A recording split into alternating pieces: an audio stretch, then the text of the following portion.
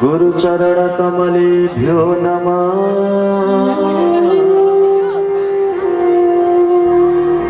अस्मद्गुरु आचार्याय नमः। मातृपितृचरण कमलेभ्यो नमः।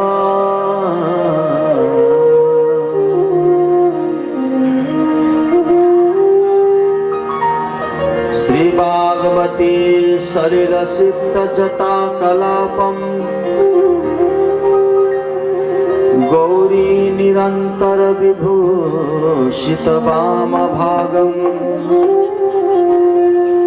चंद्रार्क बह्नि नयनान्वित पंचभद्रम वंदे प्रभु पशुपति शिरसा नते।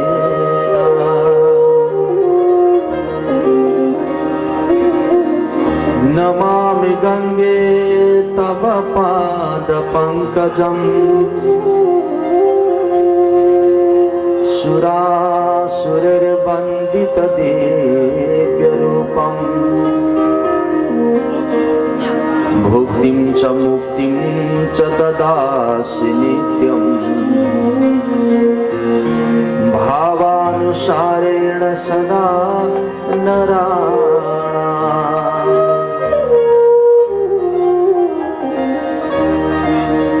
गजाननं भूतगणाधिसेवितं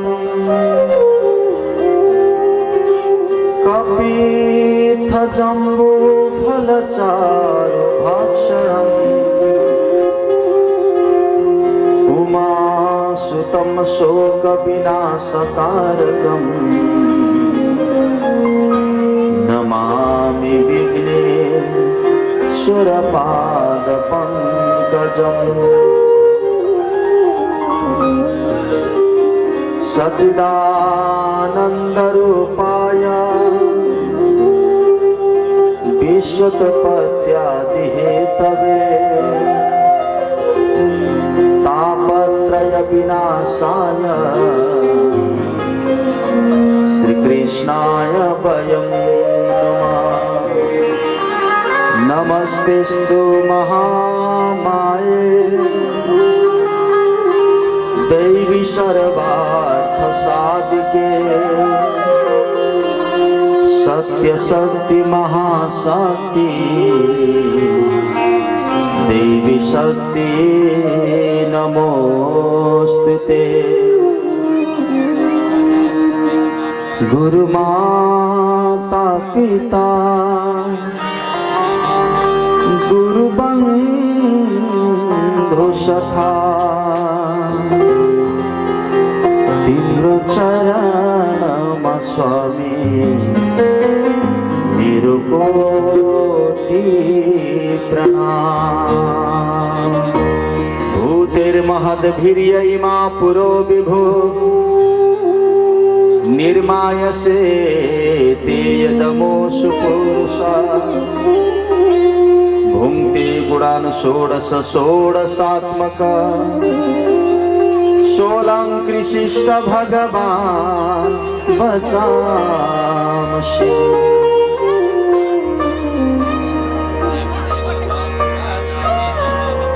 परमानंदमय परात्पर अखिलेश्वर आनंद कंद ब्रजकंद श्री कुलभूषण ब्रजराज तड़ित विद्युत विनंदित सर्वाधार सर्वनियंता भक्तवान सकल्पतरु श्रीगल सरकार को चरणारविंदमा नमन कर दे।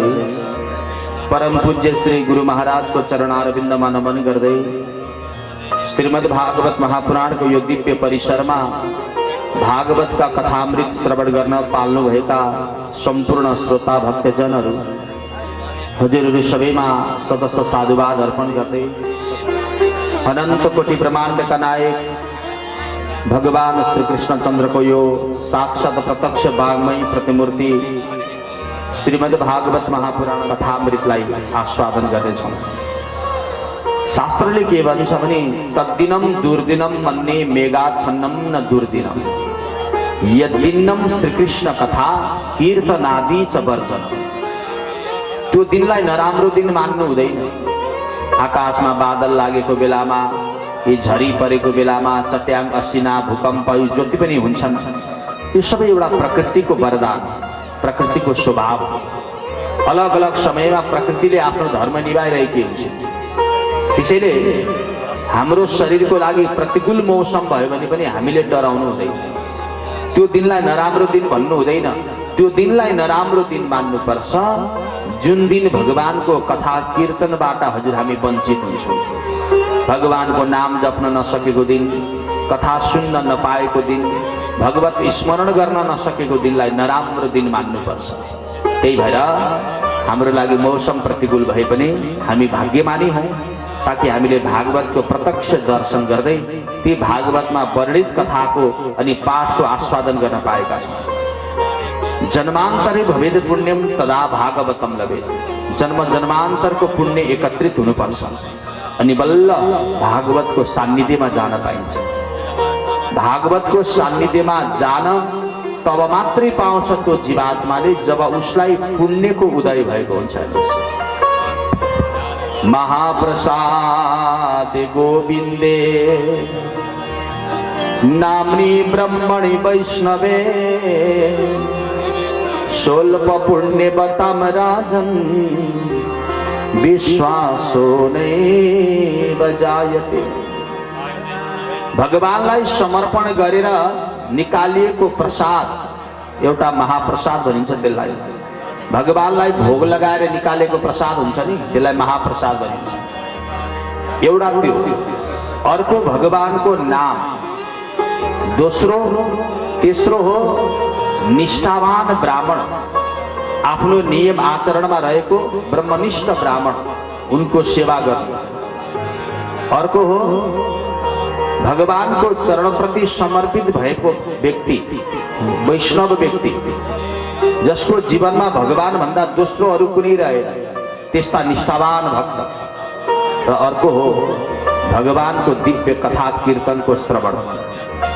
यी पाँचवटा चिजलाई थोरै थोरै पुण्यार्जन गर्ने बालाले विश्वास गर्न सक्दैन। यसप्रति त विश्वास हुन पनि धेरै पुण्य हुनुपर्छ क्या। झन् यसमा लागि पर्न, यसमा प्रवेश गर्न त पुण्यको पराकाष्ठ हुनुपर्छ अनि मात्रै यसमा सहभागी बन्न पाइन्छ। त्यही भएर हामी भाग्यमानी छौँ, सौभाग्यवान छौँ, ताकि हामीले भागवतको प्रत्यक्ष दर्शन गर्दै उनको कथामृत श्रवण गर्न भनेर जम्मा भएका छौँ। आदरणीय भक्तजनहरू, आउनुहोस्, समय थोरै हुन्छ, धेरै कथा भन्नुपर्छ हामीले, तसर्थ अब ढिला नगरी हामी कथामा प्रवेश गर्छौँ। बोले पुराण पुरुषोत्तम भगवान को, श्रीमद् भागवत महापुराण को, संपूर्ण भागवत परिकर को, सद्गुरुदेव भगवान को, भारद्वाज गोत्र का संपूर्ण पितृहरि को, उनके गुरु गोविंद को, संपूर्ण श्रोता भक्तजनहरू को जय। जय जय श्री राधे श्याम। ससंहिता भागवती कृत्वानो क्रम्य चात्मजम् सुखम अध्यापयामास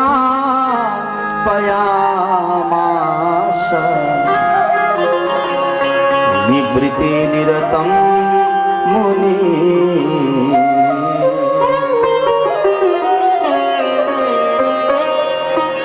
एउटा वेदलाई 4 भागमा विभाजित गर्नुभयो वेदव्यासले।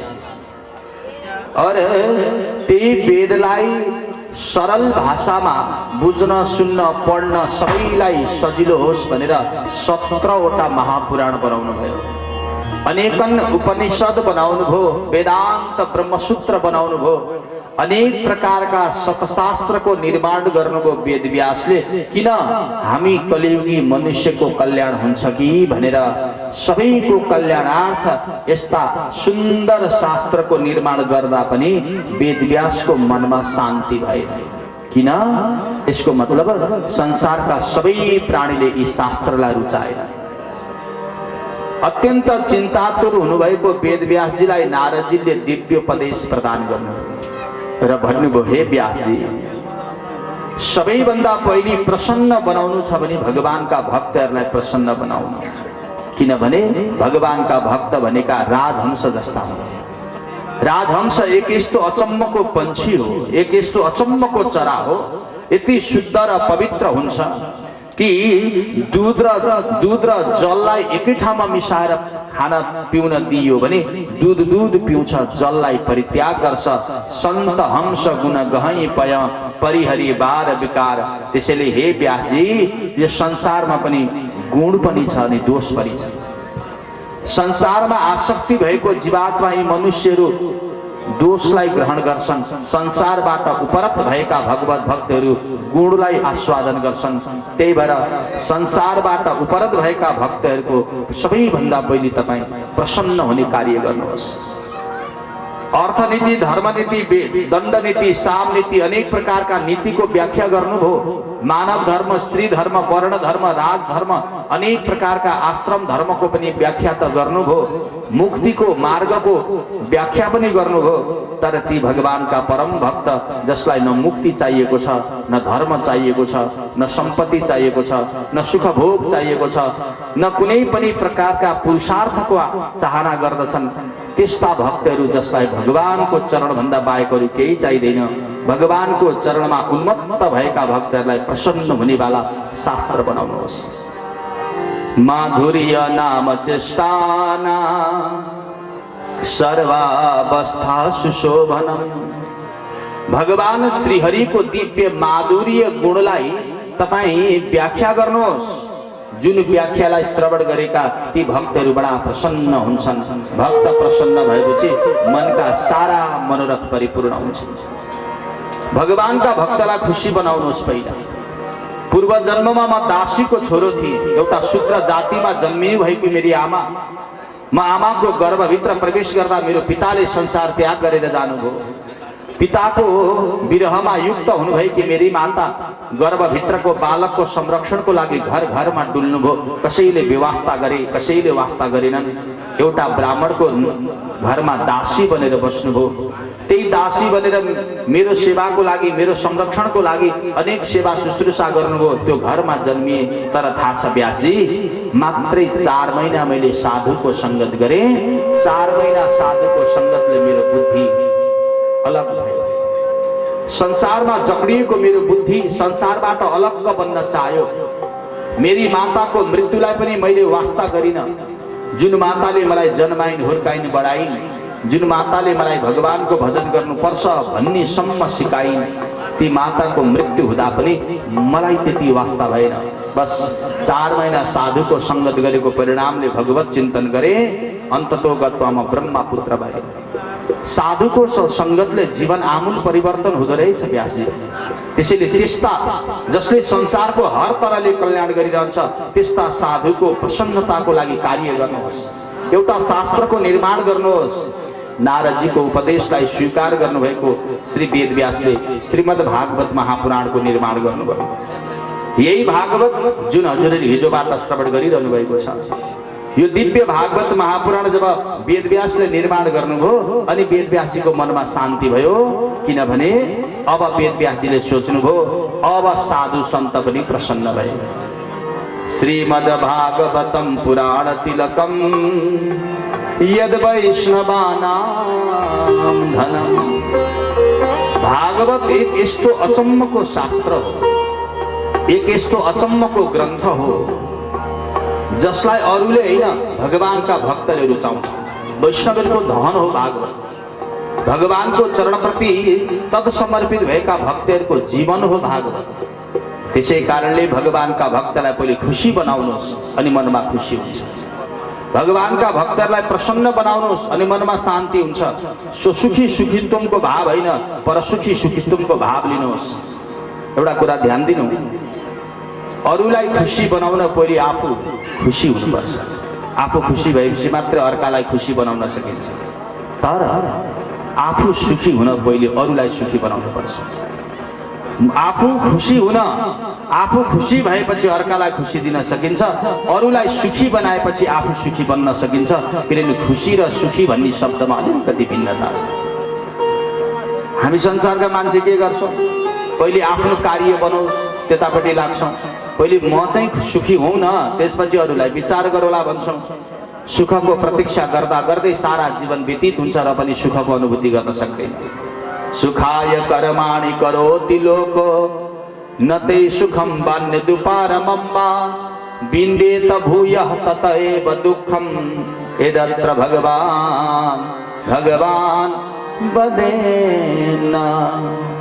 संसारमा जति पनि मनुष्य छन् सबै सुखको लागि कर्म गर्दछ। कोही चोर बने, कोही डाक्टर बने, कोही इन्जिनियर बने, कोही खेतीपाती किसानी बने, कोही व्यापारी बने, कोही उद्योगी बने, सबको टार्गेट, सबको लक्ष्य भनेको सुख प्राप्ति गर्नु हो। तर विडम्बना आजसम्म सुखको अनुभूति कसैले गरेन। त्यही भएर हाम्रो शास्त्र के भन्छ भने आफू सुखी नबन, पहिले अरूलाई सुखी बनाऊ।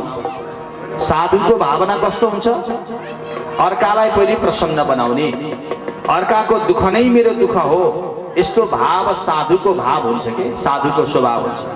त्यही भएर साधु सन्त जहिले प्रसन्न हुन्छन्, जहिले खुसी, जहिले सुखी भएर बस्छ। हजुरहरू विचार गर्नुहोस्, ती साधु सन्त बडे बडे महात्माहरूलाई हेर्नुहोस्, गुफा कन्दरामा बस्नुहुन्छ, शरीरमा लगाउने वस्त्र छैन, भरे के खाने अत्तो पत्तो छैन, न घर छ, न व्यवहार छ, न दाजु, न भाइ, न इष्ट, न मित्र। जङ्गलको गुफा कन्दरामा बस्नुभएको साधुहरूको मुहारमा कहिले दुखी देखिँदैन। हजुर हामीलाई त भगवानले सबै कुरा दिए, घर दिए, व्यवहार दिए, श्रीमान दिनुभयो, श्रीमती दिनुभयो, छोरा छोरी दिनुभयो, दाजुभाइ, रुपियाँ पैसा आदि इत्यादि, जग्गा जमिन सब कुछ दिनुभयो भगवानले, र पनि हामी कहिले खुसी हुन सकेनौँ। ती साधुलाई केही छैन, जहिले सुखी छन्, हामीलाई सबै कुरा छ, जहिले दुखी छौँ। किनभने साधुमा साधुता रहन्छ। साधु आफ्नो लागि होइन अर्काको लागि कार्य गर्नुहुन्छ, हामी अर्काको लागि होइन आफ्नो लागि कार्य गर्छौँ। आफू सुखी हुनेतर्फ लाग्यो, स्वार्थ सिद्ध गर्नतर्फ लाग्यो भने मण्डुक तोलन न्याएन भनेर हामीले वेदान्तमा पढ्नु पर्थ्यो। भ्यागुता तौलेर धार्ने पुर्याए जस्तो, भ्यागुतालाई पक्रेर ल्यायो, तराजुमा हाल्यो, अर्को भ्यागुता खोज्न जाँदा पहिलो भ्यागुता भागिसक्छ। एउटालाई ल्यायो, फेरि अर्को भाग्छ, अर्कोलाई ल्यायो, अर्को भाग्छ, दिनभरि भ्यागुता खोज्दै फुर्सद छैन, कहिले भ्यागुतालाई तौलिन पाएको। परिश्रम त गर्यो, मिहिनेत त गर्यो, दुःख त गर्यो, बिचरा भ्यागुतो खोजेको खोजे, तर के गर्नु विडम्बना, उसले आफ्नो टार्गेट लक्ष्य पुरा गर्न सकेन। आफू सुखी हुनेतर्फ नलाग, पहिले अरूलाई सुखी बनाऊ। अरूलाई खुसी दिन्छौ भने पहिले आफू खुसी बन, आफू प्रसन्न बन, अनि अरूलाई प्रसन्न बनाउँछौ। और अरूलाई सुख, आफू सुखी हुनु छ भने अरूलाई सुखी बनाऊ। त्यसैले हे व्यासजी, तपाईँ आफ्नो मनमा शान्ति चाहनुहुन्छ भने पहिले भगवानका भक्तलाई प्रसन्न बनाउनुहोस्। भगवानका भक्त कतिखेर प्रसन्न हुन्छन्? उहाँहरूलाई धन दिएर हुँदैन, उहाँहरूलाई सुख दिएर हुँदैन, उहाँहरूलाई मुक्ति दिएर हुँदैन, उहाँहरूलाई त केवल भगवानको दिव्य गुणानुवादले भरिएको गाथा, त्यो शास्त्रको निर्माण गर्नुहोस्। नारदजीले दिनुभएको उपदेशलाई शिरोधार्य गर्दै वेदव्यासले श्रीमद् भागवत महापुराणको निर्माण गर्नुभयो, जुन भागवतमा भगवानको माधुर्यताको मात्रै वर्णन गरिएको छ। जुन भागवतमा धर्म अर्थ काम मोक्ष है, ती धर्म अर्थ काम मोक्ष भन्दा धेरै पराकाष्ठ, धेरै माथि रहेकी भक्ति, जसको माध्यमले भगवत प्राप्ति गर्न सकिन्छ, त्यो भक्तिको परिचर्चा गरिएको छ। जसलाई श्रवण गरेपछि भगवानका भक्त खुसी हुन्छन्, प्रसन्न हुन्छन्। संसारमा आसक्ति भएको व्यक्तिलाई मन पर्दैन भागवत, तर भगवान प्रति समर्पित भएको व्यक्तिको जीवन सर्वस्व भनेकै भागवत हो। जब भागवतको निर्माण गर्नुभयो, वेदव्यासको मनमा शान्ति भयो, अनि वेदव्यासले सोच्नुभयो कलियुगमा सबैभन्दा सर्वोत्कृष्ट यदि कुनै ग्रन्थ छ भने केवल भागवत नै रहेछ।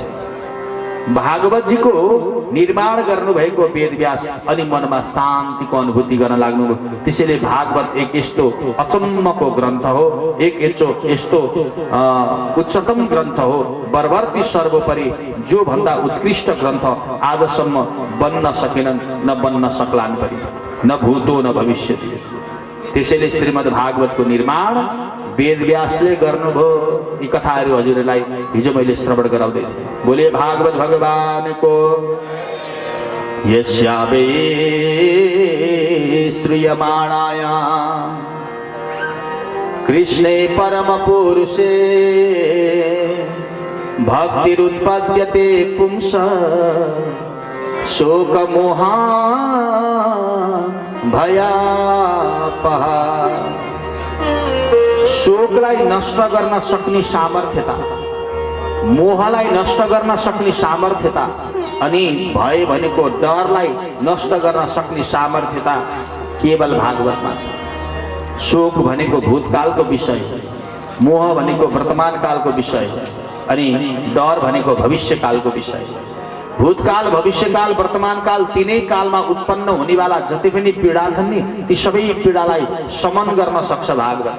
ल हेर्नुहोस्, हिजोको दुःख आजको अनि भोलि हुनेवाला दुःखलाई सहज निर्मूल बनाउन सक्ने सामर्थ्यता यदि कसैमा छ भने केवल भागवतमा छ। त्यही भएर भागवत कुनै एउटा आध्यात्मिक ग्रन्थ मात्र होइन, भागवत जीवनमा जिउने हाम्रो आधार ग्रन्थ पनि। त्यसैले भागवत हर प्रकारले सबै प्रकारका व्यक्तिले श्रवण गर्नुपर्छ। शोकलाई पनि नष्ट गर्छ, मोहलाई पनि नष्ट गर्छ अनि डरलाई पनि नष्ट गरिदिन्छ यो भागवत, जसमा 18,000 श्लोक छन्, 12 स्कन्द छन्, 335 अध्याय छन्। यो भागवतको निर्माण गर्नुभयो वेदव्यासले, मनमा शान्ति भयो, आनन्द भयो। तर वेदव्यासले सोच्नुभयो भागवत बनाउन त मैले बनाएँ, तर कलियुगमा यसको प्रचार प्रसार कसले गर्ला? अब बनाउन त बनाएँ, निर्माण त गरेँ, तर यसलाई प्रचार गर्नु पर्यो, प्रसार गर्नु पर्यो, सबको कान कानमा पुर्याउनु पर्यो, घर घरमा पुर्याउनु पर्यो, अनि पो भागवत बनाएको महत्त्व रहन्छ त। नारदजीले भन्नुभयो व्यासजी तपाईको एउटा छोरा पनि छन् होइन? वेद व्यासजीले भन्नुभयो छन् त छन् नि गुरुदेव, के गर्नु, त्यो जन्मेको छोरो छ भनौँ भने आफूसँग छैन, छैन भनौँ भने जङ्गलमा तपस्या गरिरहेको छ। नारदजीले भन्नुभयो त्यही छोरालाई बोलाउनुहोस् न, त्यही छोरालाई बोलाएर भागवत सुनाउनुहोस्। वेद व्यासजीले सोच्नुभयो अब त्यसै गर्नु पर्ला भनेर यो बनेको भागवतलाई श्री वेद व्यासजीले आफ्नो पुत्र शुकदेवलाई श्रवण गराउने निर्णय गर्नु। ती शुकदेव को हुन्? शुकदेव आदरणीय भक्तजनहरू, श्रीमद् भागवतको प्रथम वक्ताको नाम हो शुकदेव। यो भागवत सबैभन्दा पहिले धरतीमा कसैले ल्यायो भने शुकदेवजीले ल्याउनु होइन। शुकदेव हो महामुनि, साधारण मनुष्य होइन शुकदेव। अलिकति शुकदेवजीको थोरै चरित्र बताऊ, भागवतमा त वर्णन छैन, मात्रै सङ्केत दिएको छ, थोरै व्याख्या गरौँ। स्कन्द पुराणमा कस्तो कथा आउँछ भने नन्द नन्दन रूपस्तु श्री शुको भगवान। शुकदेव कुनै मनुष्य होइन, भगवान कृष्ण नै मनुष्यको रूप धारण गरेर आफ्नै गाथा प्रचार गर्न भनेर होइन, आफ्नै यो भागवतलाई प्रचार गर्न भनेर शुकदेव बनेर आउनुभयो भन्ने कथा आउँछ स्कन्द पुराणमा। कुनै पुराणमा के वर्णन आउँछ भने भगवानको परम भक्त भनेको भगवान शङ्कर हो। उनै भगवान शङ्कर ने वेद व्यासको पुत्र शुकदेव बनेर आउनुभयो र भागवतको प्रचार गर्नु। यस्तो कथा आउँछ हेर्नुहोस्, कुनै कल्पमा कृष्ण आउनुभयो, कुनै कल्पमा शिवजी आउनुभयो, शुकदेव बनेर आउनुभयो। साधारण मनुष्य हो र त त्यस्ता शुकदेवजीले प्रथम वक्ता भएर यो भागवतको प्रचार गर्दै हुनुहुन्छ। त्यो पनि आफ्नो परम शिष्य परीक्षितलाई माध्यम बनाएर। किनभने भागवत सुनाउँछु मात्रै भनेर हुँदैन, सुन्नेवाला पनि हुनुपर्छ होइन। मुख्य कर्ता मुख्य श्रोता त हुनु पर्यो। त्यसैले शुकदेवजीले मुख्य कर्ता मुख्य श्रोता परीक्षितलाई श्रवण गराउनु भयो यो भागवत। जुन भागवत श्रवण गर्नुभएको परीक्षितले 7 दिनमा मुक्ति पाउनु। ल हेर्नुहोस्, सशरीर मुक्ति पाउनु मात्रै 7 दिन। जसलाई तक्षक नागले डस्यो, तक्षक नागले डसिएका परीक्षितले अधोगति भोग्नु परेन। सर्पले टोकेर मर्नु भनेको त अकाल मृत्यु हो। अकाल मृत्यु मर्नेवालाको सद्गति हुँदैन, दुर्गति हुन्छ। तर भागवतको यस्तो पावर, यति ठुलो शक्ति सामर्थ्य, सर्पले डसेर मरेका परीक्षितलाई पनि अधोगति भोग्नु परेन, ऊर्ध्वगति अर्थात् मुक्तिको द्वारतर्फ धकेलिदियो भागवत। त त्यस्तो भागवतको प्रचार गर्नेवाला ती शुकदेव जो महामुनि हुनुहुन्थ्यो, परमहंस हुनुहुन्थ्यो, वेदव्यासको पुत्र भएर पनि संसारप्रति आसक्ति नगर्नेवाला, जन्मिने बित्तिकै शुकदेव जंगलमा गएर तपस्या गर्नु। बोले शुकदेव भगवान को। गर्भते निकसे चले बन्ही में कियो बास, अरे व्यास से कछो उत्तर हो नहीं दियो है। वेदव्यास की पत्नी बिटिका जब गर्भवती हुनुभयो नि हजुर, संसारमा त भाइ मनुष्य जब गर्भमा आउँछ, मनुष्य 9 मास पूर्ण भएपछि 10औं महिना स्पर्श गर्दा नगर्दै ऊ संसारमा जन्मिन्छ। यो संसारको नियम हो हैन, मनुष्यको जन्म नै एउटा प्रक्रिया हो। तर त्यो बालक, त्यो सुखदेव यस्तो अचम्मको बालक आफ्नी आमाको गर्भमा 12 वर्षसम्म रहनुभयो। 12 वर्षसम्म आफ्नी पत्नीको गर्भमा बसेको देखेपछि वेदव्यासजी बडा चिन्तित हुनुभयो। मेरो सन्तान जन्मिनु पर्ने भाइ 12 वर्ष भइसक्यो गर्भ धारण गरेको, अहिलेसम्म जन्मिँदैन। एक दिन त्यहाँ ज्यादै देखुनुभयो व्यासजी, अनि वेदव्यासले आफ्नी पत्नी नजिकै गएर भन्नुभयो, ए मेरो पत्नीको गर्भमा बसेको बालक, तिमी किन पर्खिरहन्छौ? के पर्खेर बसेका छौ? जन्म ल्याऊ न, जन्म ल्याऊ। तिमीले जन्म ल्याउला र तिमीलाई म छोरो भनेर बोलाउला मलाई कति हतार छ। ए बाबु छोरो जन्म ल्याऊ। बाहिरबाट यसरी माने पुकारेपछि भित्रबाट आवाज आयो। कस्तो आवाज आयो? पिताजी म बाहिर जन्मिन त जन्मिन्छु, तर मलाई भगवानकी मायादेखि बहुत डर लाग्छ। भगवानको माया यस्तो दुस्तरणीय छ यो संसारमा कि संसारमा जन्मिने बित्तिकै भगवानको मायाले मलाई जक्डिन्छ, अनि जसको भजन गर्नुपर्ने, जसको चिन्तन गर्नुपर्ने उसलाई म बिर्सिन्छु, जसलाई भज्नु नपर्ने उसलाई मैले भज्नुपर्छ। असत्यलाई सत्य मान्नुपर्छ, सत्यलाई म बिर्सिदिन्छु। संसार भने त्यस्तो हेर्नुहोस्, अहिले हजुर हाम्रो त्यही त हाल छ। जसलाई अपनाउनु पर्ने त्यसलाई बिर्सिदिन्छौँ, बिर्सेका छौँ। जसलाई त्याग्नु पर्ने त्यसलाई अङ्कमाल गरिरहेका छौँ। हो यसको नाम हो माया। और जो मायामा अलमलिन्छ उसको दुर्गति हुन्छ। हाम्रो त्यही हाल त छ नि हजुर। हाम्रो मेरो भन्न मन लाग्छ, मेरो घर, मेरो व्यवहार, मेरो दाजु, मेरो भाइ, मेरो पत्नी, मेरो श्रीमान, छोराछोरी मेरो भनेर म भनेर क्षण प्रतिक्षण अभिमानको वृद्धि गर्न मन लाग्छ। जसलाई मेरो भन्नुपर्ने उसलाई मेरो भन्न सकेनौ, जसलाई मेरो नभन्नु पर्ने उसलाई मेरो भनौँ। यही यसैको नाम हो माया के हजुर। असत्य पदार्थलाई जसले सत्य हो भन्छ नि, नभएको चिजलाई जसले हो भन्छ भने त्यसलाई मूर्ख भनिन्छ कि भनिदैन? नभएको कुरालाई हो भन्नेवालालाई त मूर्ख भनिन्छ नि। त्यो मूर्ख प्रवृत्ति त आज तपाईँ हामीमा नभएको होइन। त्यसकारणले त्यो भित्रको बालकले भन्न लाग्यो, पिताजी मलाई भगवानको मायादेखि एकदम डर लाग्छ। भगवानको जता हेरो त्यतै भगवानको माया छ। यदि यो भगवानको माया नहुने हो भने म जन्मिन्छु, यदि भगवानकी माया हुने हो भने त म त जन्मिन्न, बरुको गर्भभित्रको पीडा नि बरु म सहेर बस्छु भनेर भित्रबाट आवाज आयो उस गर्भबाट। वेदव्यास बडा चिन्तित हुनुभयो। बल्ल बल्ल जन्मिन लागेको छोरो 12 वर्ष भइसक्यो, श्रीमतीको गर्भमा छ, जन्मिने कुरै गर्दैन। भगवानको माया हट्छिन् भने जन्मिन्छु, नभए जन्मिन्न भन्छ। बडा दुखी हुनुभयो वेदव्यास। गएर भगवानलाई प्रार्थना गर्नुभयो, प्रभु हजुरको कृपाले बल्ल बल्ल एउटा सन्तान हुन लागेको, तर त्यो सन्तान हजुरको मायादेखि डराएर आमाकै गर्भभित्र बसिरहेको छ। लौ न प्रभु मलाई कृपा गर्नुहोस्, मलाई छोरोको मुख हेर्न ज्यादै रहर लागिसक्यो, त्यही भएर मलाई कृपा गर्नुहोस्। हजुर एकछिन भए पनि माया हटाइदिनुहोस् न। हजुरको मायादेखि मेरो छोरो डराइरहेको छ। हजुरको माया एकछिन भए पनि हटाइदिनुहोस् न, ताकि मेरो छोरो जन्मियोस् भनेर जब वेदव्यासले भगवानलाई प्रार्थना गर्नुभयो, अनि भगवानले मुसुक्क हाँस्दै भन्नुभयो, व्यासजी तिम्रो छोरो त ज्यादै ज्ञानी रहेछ, जन्मिनु भन्दा अगाडिदेखि नै मेरी मायादेखि डराइरहेको पो छ। संसारमा जन्मिएका प्रत्येक जीवात्माले मेरो मायाको भजन गर्छ, मेरो मायालाई स्वीकार गर्छ। जो मेरो चरणमा तत्समर्पित छ त्यस्तो जीवात्मा मात्रै हो मेरो मायादेखि डराउने। मायाको तो सब भजे, सबले भजन गर्छन् मायालाई। तर हजुरको छोरो ज्यादै ज्ञानी रहेछ, मेरो मायादेखि डराइरहेको छ। ठिकै छ, मेरो मायाले उसलाई जन्मिन अवरुद्ध भएको छ भने म मेरी माया हटाइदिउँ। गएर भनिदिनुहोस् छोरोलाई मैले माया हटाइदिएँ। तर एउटा कुरा व्यासी, मेरो माया म त्यतिखेरसम्म मात्रै हटाउँछु। कतिखेरसम्म?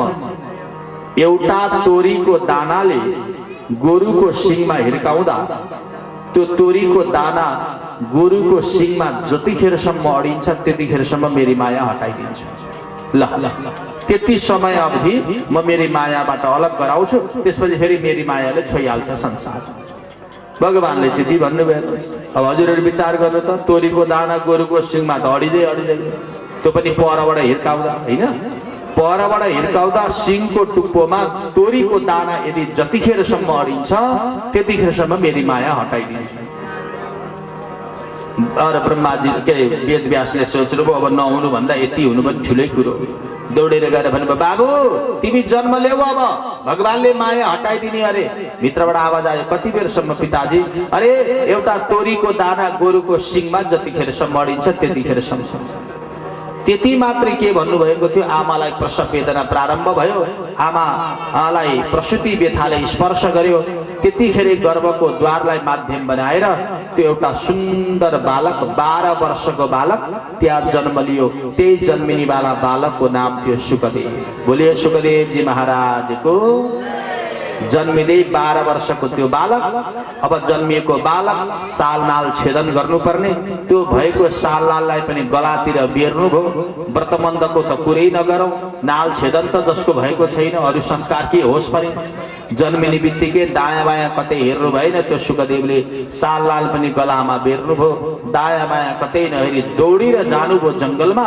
यस्तो अनकन्टार जङ्गलमा प्रवेश गर्नुभयो, त्यहाँबाट पसेपछि बाहिर निक्लिनु भएन। छक्क पर्नुभयो वेदव्यास। बल्ल बल्ल जन्मिएको छोरो, पिता भन्ला माता भन्ला कति आशा थियो, कति अभिलाषा थियो। पुत्रेति तन्मयतया तरबो विनेदो तम सर्वभूत हृदयं मुनिमानतोस्मे। जन्मिएको छोरो सालनाल गलामा बेरेर हिँड्न लाग्यो अगाडि। वेदव्यासले छक्क परेर वेदव्यासले भन्नुभयो बाबु ए छोरो सुखदेव, ए यता हेर त, म तिम्रो पिता। हेर न, जसले आफ्नो जन्म आफ्नो प्राणलाई मृत्युको मुखमा पुर्याएर तिमीलाई जन्म दिन ती आमा हेर त रोइरहेकी छिन्। ती आमालाई एकचोटि त बोलाऊ। तिम्रो पिता जो पुत्र भन्नको लागि आतुरी भनेर बसेको छ, त्यो पिताको हाल हेर त, मेरो हाल हेर त। ए सुखदेव बिन्ती छ, एकपल्ट हामीलाई निहाल, एकपल्ट हामीलाई हेर। सुखदेवजीलाई मतलबै छैन। जन्मिनु भयो, लाग्नुभयो बाटो जङ्गलतिर। वेदव्यास पछि पछि दौडिनु भयो, अघि अघि सुखदेव जानुभयो अनकन्टार जङ्गलमा। सुखदेव जानुभयो, भित्र कहाँ जानुभयो। वेदव्यासजी त्यही जङ्गलको मुखमा पुगेर थुचुक्क बस्नुभयो र रुन लाग्नु। बल्ल बल्ल जन्मिएको छोरो वास्तै गरेन। बल्ल बल्ल जन्मिएको छोरोले न पिता भन्यो न माता भन्यो। धिक्कार छ मेरो जिन्दगी, पुत्रबाट कहिले सुख पाइन मैले। आँखाबाट आँसु झारेर रुँदै हुनुहुन्थ्यो। जङ्गलका रुखहरू हाँस्न थाले। व्यासजीलाई देखेर ए व्यासजी लएर त्यत्रो 17 पुराण बनाउनु भयो, 4 वेद बनाउनु भयो, उपनिषद बनाउनु भयो, अनेक प्रकारका सद्ग्रन्थको माने निरूपण गर्नुभयो, तर पनि तपाईको त बुद्धि छैन। यत्रो विद्वान भएर पनि, ज्ञानको शिरोधारी भएर पनि, ज्ञानको शिरोमणि भएर पनि एउटा पुत्रप्रति आसक्ति गर्नुहुन्छ तपाईँ। ए व्यासजी हामीलाई हेर्नुहोस्, हामी जङ्गलका रुख हौँ, जङ्गलका वृक्ष हौँ। हामी प्रत्येक वर्ष हाम्रा छोराछोरी हामी जन्माउँछौँ। रुखहरूले भनेको हेर्नुहोस्, रुखहरूको कतै मिठो उत्तर छ। प्रत्येक वर्ष हामी हाम्रा छोराछोरी जन्माउँछौँ, तर जन्मिएका छोराछोरी कहिले हामीले आफ्नो साथमा राखेनौँ, मनुष्यलाई उपहार दिन्छौँ। रुख बिरुवाका छोराछोरी भनेको तपाईँहरूलाई थाहा छ? फलफुल। रुख बिरुवाका छोराछोरी भनेको उनीहरूले फलाएको फलफुल। प्रत्येक वर्ष हामी हाम्रा छोराछोरी जन्माउँछौँ होइन? एउटा वृक्षले प्रत्येक वर्ष फल फलाउँछ, तपाईँहरूलाई थाहै छ। तर फलेका प्रत्येक फल कहिले हामीले आफ्नो साथमा राखेनौँ, मनुष्यलाई उपहार दिन्छौँ। आँपमा लटरम्म आँप फल्यो भने आँप खुसी हुन्छ कि हुँदैन थाहा छैन, हामी चाहिँ खुसी हुन्छौँ। त्यसपालि चाहिँ राम्रै भाउ पाइएला जस्तो छ। हेर्नु त, जन्माउँछ एउटाले, दुःख गर्छ एउटाले, छोराछोरी बनायो एउटाले, र त्यसको खुसियाली हामी बाँटिरहेका छौँ, किनभने भोलि हामीले प्रयोग गर्ने। अनि लटरम्म पाकेको त्यो फललाई गएर चुड्छौँ, चुडाउँछौँ, के गर्छौँ, झट्टी हान्छौँ। हातले टिप्न सकेन भने वृक्ष बरु ढाल्नु परे तयार छौँ, तर फल एउटा पनि वृक्षमा राखिदिँदैन। के राख्छौँ? के राख्नुहुन्छ तपाईँ? यसपालि निकै आँप फलायो, आँप तिमीले 4-5वटा चाहिँ तिमीलाई नि भयो, बाँकी चाहिँ हामी लैजान्छौँ भन्छौँ त कहिले? कुना काप्छ, सबै खोजी निधि गरेर कसैले चाहिँ एउटै पनि राख्दैन। हेर्नुहोस् त, हामीले जन्माएको छोराछोरी त हामी बदलामा मनुष्यलाई उपहार दिन्छौँ, कहिले हामीले आफ्नो साथमा राखेनौँ। हामी त जडियो नि हौँ, हामीसँग न बल छ न बुद्धि छ। जहाँ जन्मिएको हामीले त्यहीँ मर्नुपर्छ। त हामी जस्तो जडियोनीका वृक्षहरू त आफ्ना छोराछोरी त्याग्न तयार हुन्छ भने तपाईँ त सम्पूर्ण शास्त्रको ज्ञाता भएर पनि आफ्नो एउटा छोरो त्याग्न सक्नुहुन्न। त्यो पनि त्यो छोरो मर्न भनेर आएको हो र त्यो छोरो तपस्या गर्न भनेर आएको। 2-4 महिना 2-4 वर्ष तपस्या गर्छु भनेर हाम्रो काखमा आएर बसेको छोरोप्रति यति आसक्ति गर्नुहुन्छ व्यासजी? धिक्कार छ तपाईँको बुद्धिलाई। ए व्यासजी, जन्माउनु भयो तपाईँले तर संरक्षण दियौं हामीले। त्यसकारणले हेर्नुहोस्, संसारमा 5 प्रकारका पिता हुन्छन्। जन्माउने वालालाई पनि पिता भनिन्छ, संरक्षण गर्ने वालालाई पनि पिता भनिन्छ, भोक लागेको बेलामा भोजन दिने वालालाई पनि पिता भनिन्छ। जन्माउनु भयो तपाईले, हुर्काके संरक्षण दियौं अब हामीले। त्यसकारण त्यो पुत्र अब तपाईको मात्र हैन व्यासजी, हाम्रो पनि पुत्र हो। तपाईको मात्रै छोरो हैन, हाम्रो पनि छोरो हो। त्यो छोरो प्रति आसक्ति नगर्नुहोस्। जंगलमा रहेका ती जंगली वृक्षहरूले यस्तो उत्तर दिएपछि बिचरा वेदव्यास निरुत्तर बन्नुभयो। अनि शिर झुकाएर वेदव्यासजी आफ्नो घरमा आफ्नो कुटीमा आउनुभयो। अनि नारदजीको संगतको प्रभावले वेदव्यासजीले श्रीमद् भागवतको निर्माण गर्नुभयो। 12 वर्षको उमेरमा जन्मिनु भएको सुकदेव करिबन 4 वर्ष तपस्या गर्नुभयो। 16 वर्षको हुनुभयो सुकदेव। जन्मिएको दिनदेखि सुकदेवलाई आजसम्म देख्नु भएको छैन वेदव्यासले। सुकदेव जी जंगल भित्र बसेर आँखा बन्द गरेर एकम ब्रह्म द्वितीय नास्ति, केवल ब्रह्म स्वरूप परमात्माको चिन्तन गरिरहनु भएको छ। उहाँलाई संसारसँग कुनै मतलब छैन।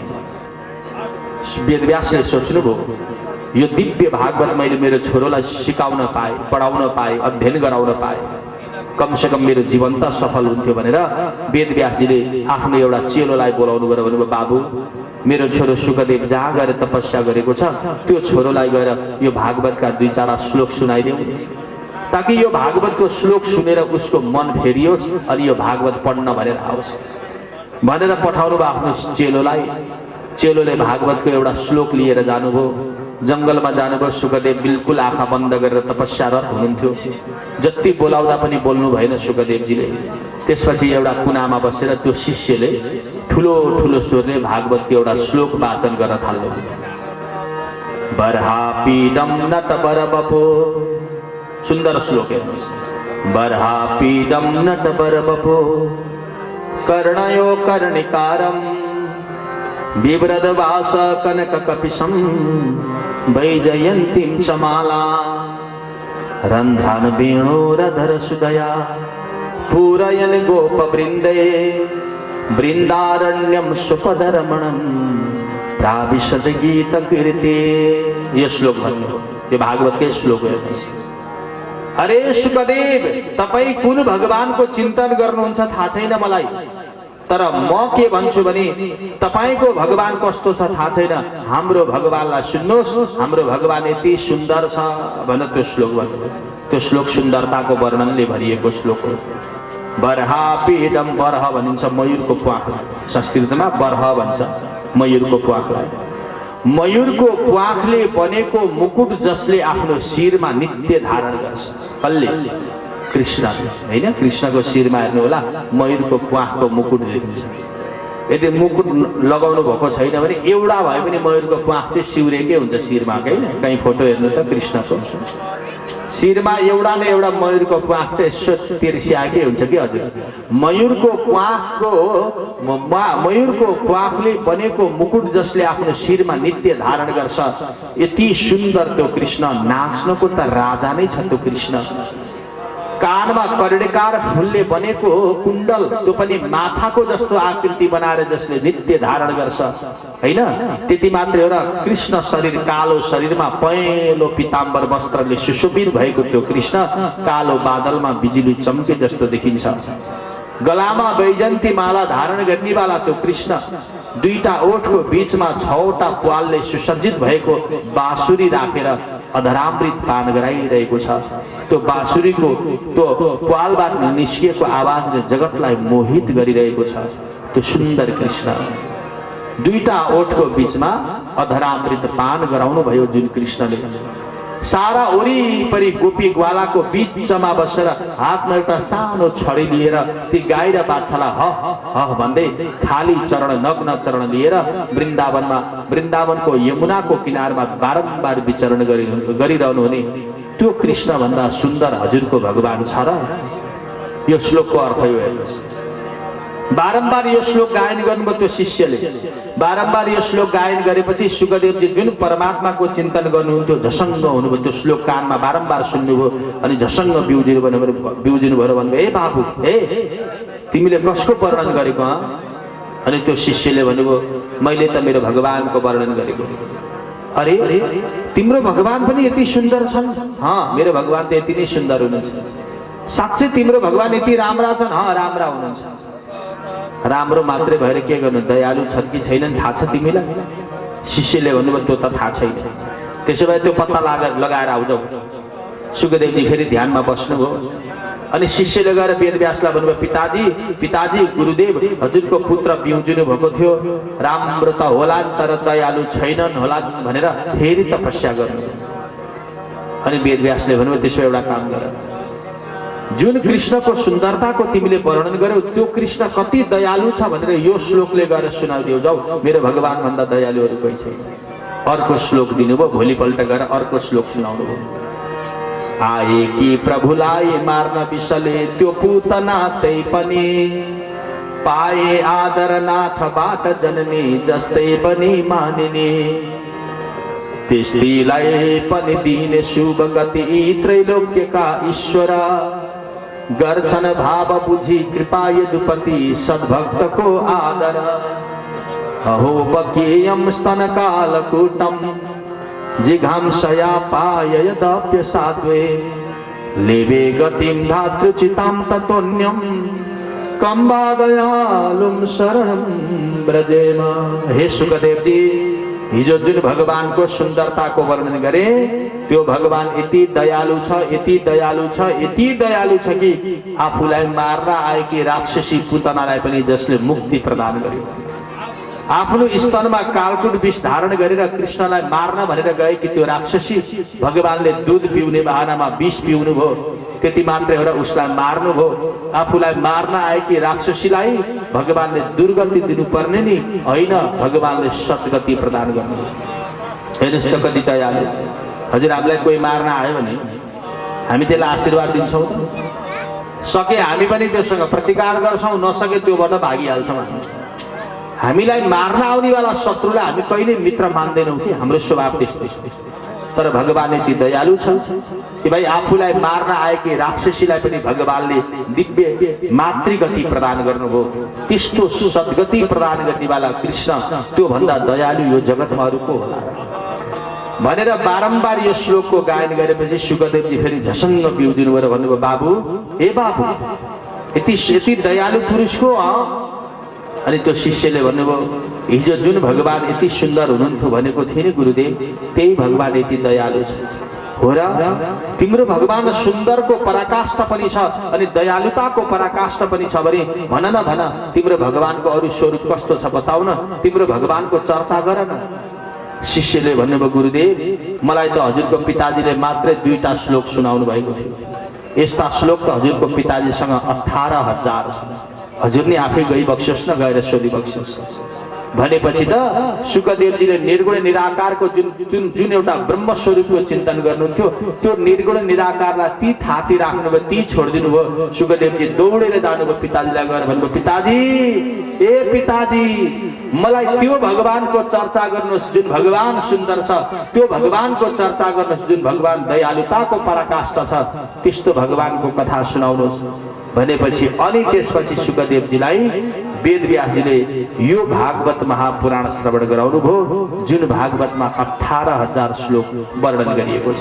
यो त्यही भागवत हो जुन भागवत शुकदेवजीलाई अध्यापयामास सन्निवृत्ति निरतम मुनि, त्यस्ता शुकदेवजीलाई यो भागवतको दिव्य कथा आस्वादन गराउनु भयो। बोले भागवत भगवानको।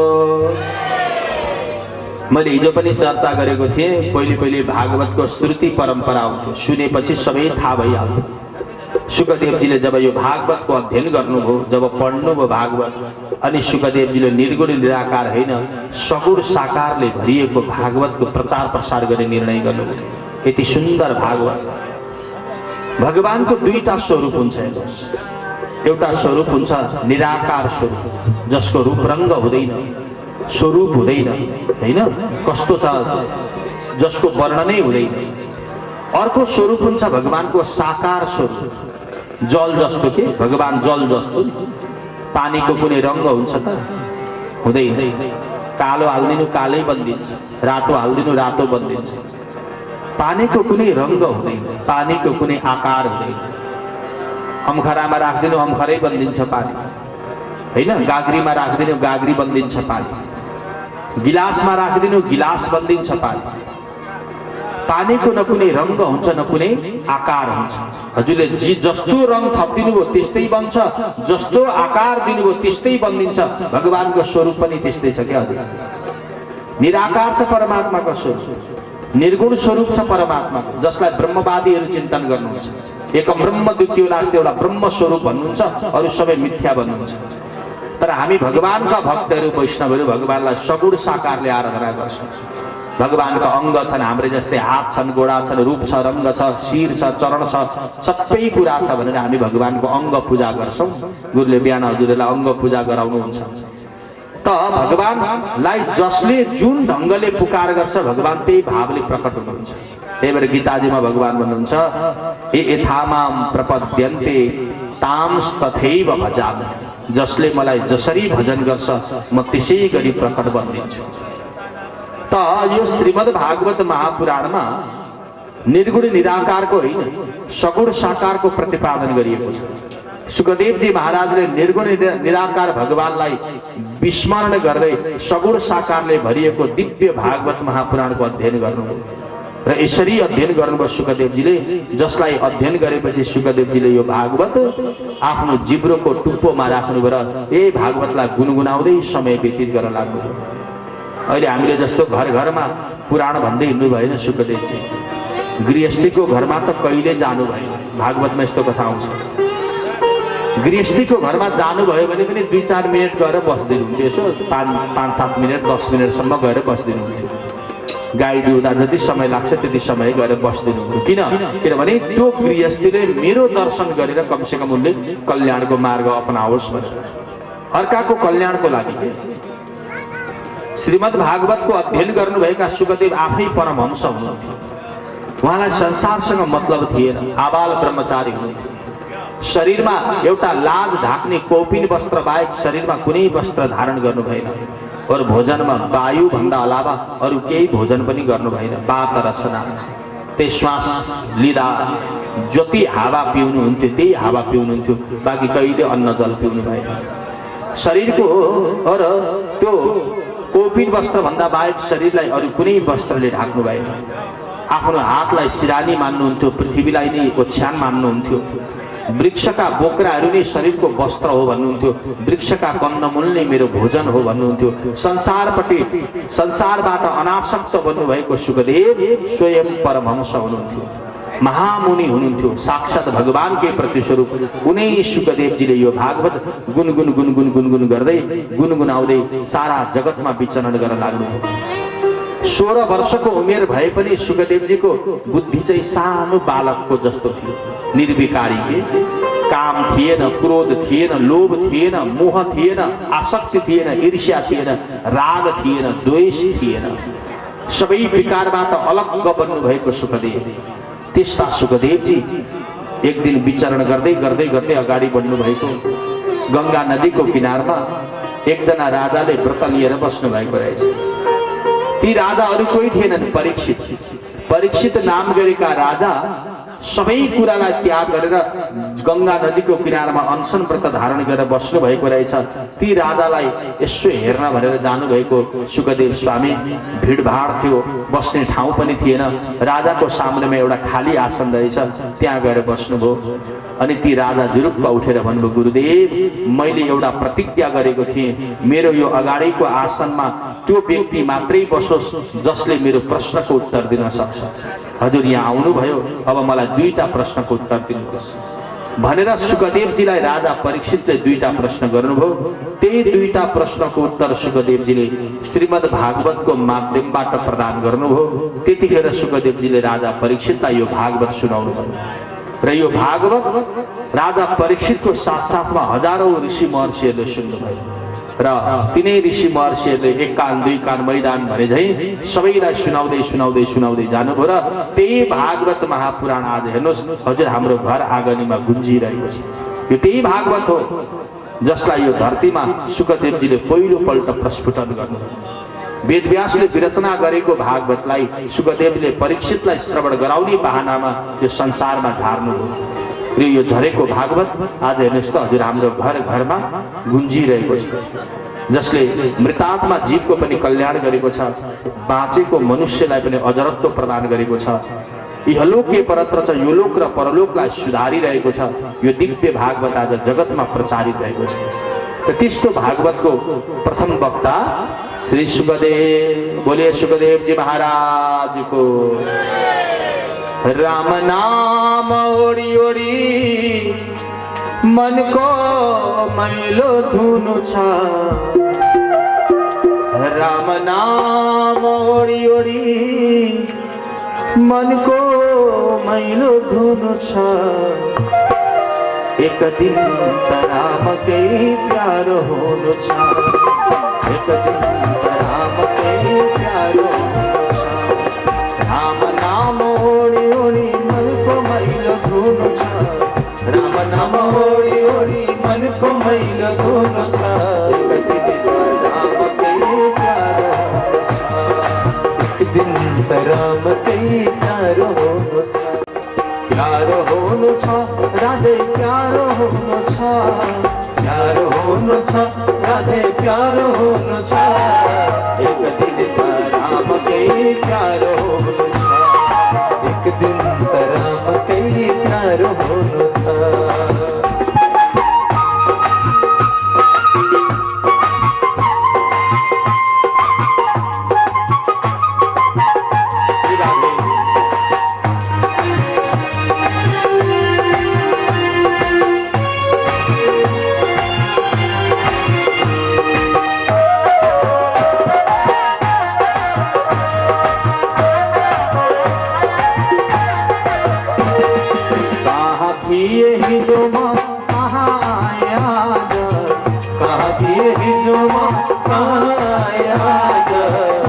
दियो जन्म मलाई के छ यसको राजा, हस्त दियो जन्म मलाई के छ यसको राजा।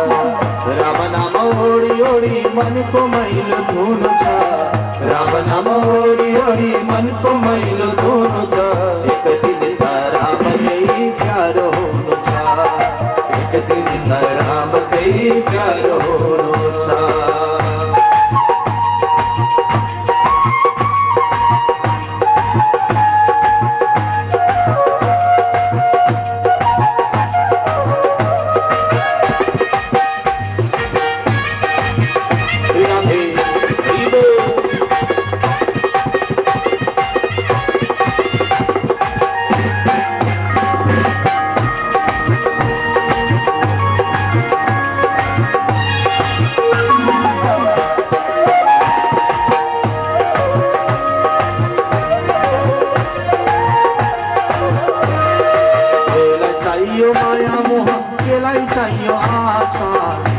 चाहियो माया मोह केला चाहियो आशा, राम राम भन्दै चलो सुनैले लिने श्वास, राम राम भन्दै चलो सुनैले लिने सास। केला चाहियो माया मोह केला चाहियो आशा, केला चाहियो माया मोह केला चाहियो आशा, राम राम भन्दै चलो सुनैले लिने श्वास, राम राम भन्दै चलो सुनैले लिने श्वास। राम नाम ओडी ओडी मनको मैलो धुनु छ, राम नाम ओडी ओडी मनको मैलो धुनु छ, एक दिन त रामकै प्यारो हुनु छ, एक दिन त रामकै प्यारो हुनु छ।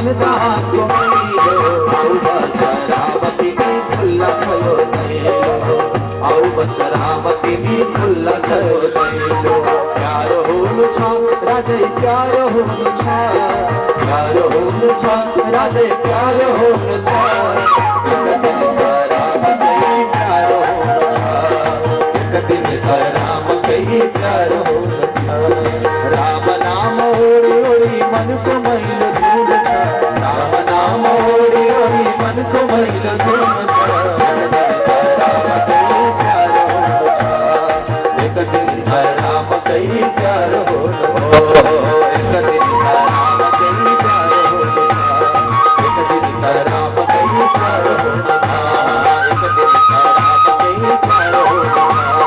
एक दिन राम कही प्यारो हुनु एक दिन राम कही प्यारो हुनु एक दिन राम कही प्यारो हुनु गोविंद भगवान को। सुखदेव जी महाराज हेर्नुहोस् कति सुंदर कति पराकाष्ठ भगवान को परम भक्त सुखदेव साक्षात भगवान के प्रति स्वरूप सुखदेव भगवान के गाथालाई प्रचार गर्न भनेर एउटा साधारण मानव योनिमा अवतरित बन्नुभयो सुखदेव जो स्वयं परमहंस हुनुहुन्थ्यो जो स्वयं महामुनि हुनुहुन्थ्यो न कसैसँग रिस थियो न कसैसँग राग थियो न कसैसँग ईर्ष्या थियो न कसैसँग द्वेष थियो बस भगवान को चरण भन्दा बाहेक कति पनि वास्ता नगर्ने वाला सुखदेव गृहस्थी को सान्निध्य में जान पनि त्रसित बनेर बस्नुहुन्थ्यो त्यसैले भागवत कुनै एउटा साधारण ग्रन्थ होइन हजुर भागवत यस्तो परमहंस ग्रन्थ हो एउटा नश्वर शरीरधारी तुच्छ जीवात्मालाई पनि उच्चतम परमहंस श्रेणीमा प्रवेश गराउन सक्ने सामर्थ्य भएको यो दिव्य भागवत जसको प्रचार श्री सुखदेवजीले गर्नुभयो र उनी सुखदेवजीले आफ्नो प्रथम श्रोता बनाउनु भयो राजा परीक्षितलाई शौनकादिले प्रश्न गर्नुभयो गुरुदेव सुखदेव जस्ता महामुनि को श्रोता बन्न पाउनु परीक्षितको पनि सौभाग्य पो रहेछ परीक्षित जस्ता राजा चक्रवर्ती सम्राटले गंगा किनारमा गएर अनशन व्रत धारण गर्नुपर्ने कारण के थियो परीक्षितलाई नपुग्दो के थियो र उ त चक्रवर्ती सम्राट थिए संसारको राजा थिए राजा परीक्षित ती राजा परीक्षितले जीवनको अन्तिम समयमा भागवत सुन्नुपर्ने कारण के थियो त्यो पनि फेरि सुखदेवजीकै मुखबाट सुन्न पाउनुभयो यो पनि साधारण कुरो त होइन एउटा कुरा ध्यान दिनु मुख देखत पात कटरे गोस्वामी तुलसीदासजी भन्नुहुन्छ मुख देखत पात कटरे परसत कर्म बिलाही वचन सुन मन मोहगत पूरब भाग मिलाही भगवान को चरण प्रति समर्पित भएको उच्चतम त्यस्ता विद्वान भक्तलाई हजुर हामीले परबाट देख्न पायौं भने पनि सम्झिनु हाम्रो शरीरका पाप नष्ट भयो भने त्यस्ता विद्वान गुरुहरूलाई त अरु केही गर्नु पर्दैन बस परबाट हेर्दिनुस् मात्र मुख देखत पातकटरे उहाँहरुको त स्वरूपको दर्शन गर्न पाइयो भने पापहरू नष्ट हुन्छन् ल हेर्नुस् त शरीरका विकृत भावहरू मनका विकार भावहरू कलुषित भावहरू नष्ट भएर गइहाल्छन् साधुको त्यति ठुलो पावर हुन्छ के त्यति ठुलो शक्ति हुन्छ जसरी आगोको सामनेमा जस्तै मै हुँ भन्ने वाला पदार्थ राखियो भने पनि आगोले छेडभरमै त्यसलाई नष्ट गरिदिन्छ एउटा चिनगारी एउटा झिल्को आगोको सामनेमा हजारौं क्विन्टल रुइया ल्याएर थपिदिनुस् त रुइया लाएर राखिदिनुस् त जति थुप्रो रुइया भए पनि आगो धेर चाहिन्छ र एउटा झिल्को भए काम तमाम भइहाल्छ साधुको स्वरूप भनेको आगोको झिल्को जस्तो के भगवानका भक्त भनेको आगोको झिल्को जस्तो उहाँहरूलाई त हजुर हामीले हेर्न मात्रै पायौं भने सम्झिनु हाम्रा पाप नष्ट भयो त्यस्ता गुरुजनहरूको चरणको स्पर्श गर्नुहोस् के हुन्छ परसत कर्म बिलाई तपाईले गर्नुभएका कुकर्महरू नष्ट हुन्छ हजुरले गर्नुभएको जीवनमा कुनै दिन गर्नुभएको कुकर्म छ भने पनि त्यो कुकर्मलाई त्यो साधुको चरणको रजको प्रभावले नष्ट गरिदिन्छ हेर्नुस् त कति ठुलो शक्ति छ त्यही भएर ब्रह्म वैवर्त भन्ने एउटा पुराण छ, त्यहाँ लेखेको छ पुण्यानी पाद धुलिसु, चरणको धुलोमा पुण्यले वास गरेको हुन्छ। त्यही भएर आफूभन्दा आदरणीय व्यक्तिलाई चरणमै नमन गर्ने विधान छ, होइन? आफूभन्दा ठुला मान्छेलाई गोडामा ढोग्ने चलन छ कि छैन? हाम्रो पूर्वीय सभ्यता त्यस्तो हो। अब आजकल त सबै पढे लेखेका भए, धेरै जान्ने भए, चरणमा होइन अब त कम्मरमै ढोग्न थाले आजकल, है? त्यस्तो देखिन्छ। टाउको जुदाउन थाले, बरु हातले यसो शिर र छातीमा राख्न थाले। ती मूर्खलाई के थाहा कि चरणको रजमा पुण्यले वास गरेको हुन्छ भनेर। ढोग्नु भनेको पुण्यार्जनको लागि, है? मर्यादा हाम्रो शास्त्रले किन सिकायो? झुक्न किन सिकायो शास्त्रले? ताकि त्यो झुकेपछि पनि उसलाई फाइदा होस् भनेर। घाटाको त कुरा कहिले शास्त्रले गर्दैन कि। जे अराउँछ नि हाम्रै फाइदाको लागि अराउँछ। 10 दिशा विचरण गर्नेवाला त्यो गोडा, त्यो चरण सबैभन्दा निकृष्ट, सबैभन्दा तल्लो अङ्ग हाम्रो शरीरको त्यो गोडा, सबैभन्दा उच्च शिरले त्यो गोडालाई ढोग्न सिकाउँछ शास्त्रले। ल हेर्नुहोस् त, यो हो समभाव, यो हो समदर्शी। नभए त ढोग्नै पर्दा त गोडाले गोडा ढोग्नु पर्ने हो नि, होइन र? टाउकोले टाउको ढोग्नु पर्ने हो नि, यसो टाउको ठोकाएपछि हिँड्नु पर्ने, गोडाले एक लात्ती हानेपछि भइहाल्नु पर्ने। शास्त्रले त्यो सिकाएन। तिम्रो सबैभन्दा मुख्य अङ्ग शिर, त्यसको सबैभन्दा तल्लो अङ्गमा स्पर्श गराऊ, त्यो हो ढोग्नु भनेको। पुण्यानी पाद धुलिसु, चरणको रजमा पुण्यले वास गरेको हुन्छ। त्यो चरणको रज तपाईँ शिरमा लगाउनुहोस्, बस सम्पूर्ण पापबाट तपाईँ मुक्त बन्नुहुन्छ। हजुरको हृदयका कलुषित भाव नष्ट हुन्छन्। मैले भनेको होइन, शास्त्रको निचोड सुनाउँदैछु। पर सतकर्म बिलाही, अनि त्यस्ता भक्तहरूको चरणको धुलोमा त त्यति ठुलो शक्ति हुँदो रहेछ भने उहाँहरूले मैले प्रकट गर्नुभएको मुखारविन्दको वाणीलाई सुन्नुहोस् त। मन वचन सुन त मन मोहगत, मनमा रहेका मोहहरू आसक्तिहरू छन् भने त्यो वचनको प्रभावले हजुरको नष्ट भएर जान्छ। यो सौभाग्यले मात्रै पाइन्छ, मात्र भाग्यले होइन। भाग्य होइन, सौभाग्य हुनुपर्छ, पुण्य होइन, महापुण्य हुनुपर्छ। यो जन्मको होइन, परजन्मको पनि पुण्य हुनुपर्छ, अनि यस्तो सौभाग्य पाइन्छ। हजुर त्यति सजिलो कहाँ पाइन्छ यस्तो मौका?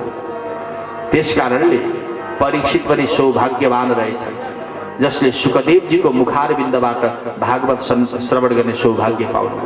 भन्नुहोस् न गुरुदेव, ती परीक्षितको थिए, उनको चरित्र सुन्न मन छ।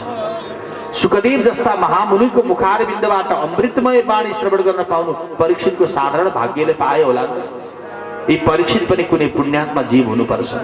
भन्नुहोस् न, यी परीक्षितको थिए, परीक्षितलाई किन भागवत सुनाउनु भयो सुखदेवजीले, अनि के सुनाउनु भयो सुखदेवजीले भनेर जब यो प्रश्न गर्नुभयो, अब परीक्षितको जन्म चरित्रको व्याख्या सूतजी महाराज गर्दै हुनुहुन्छ।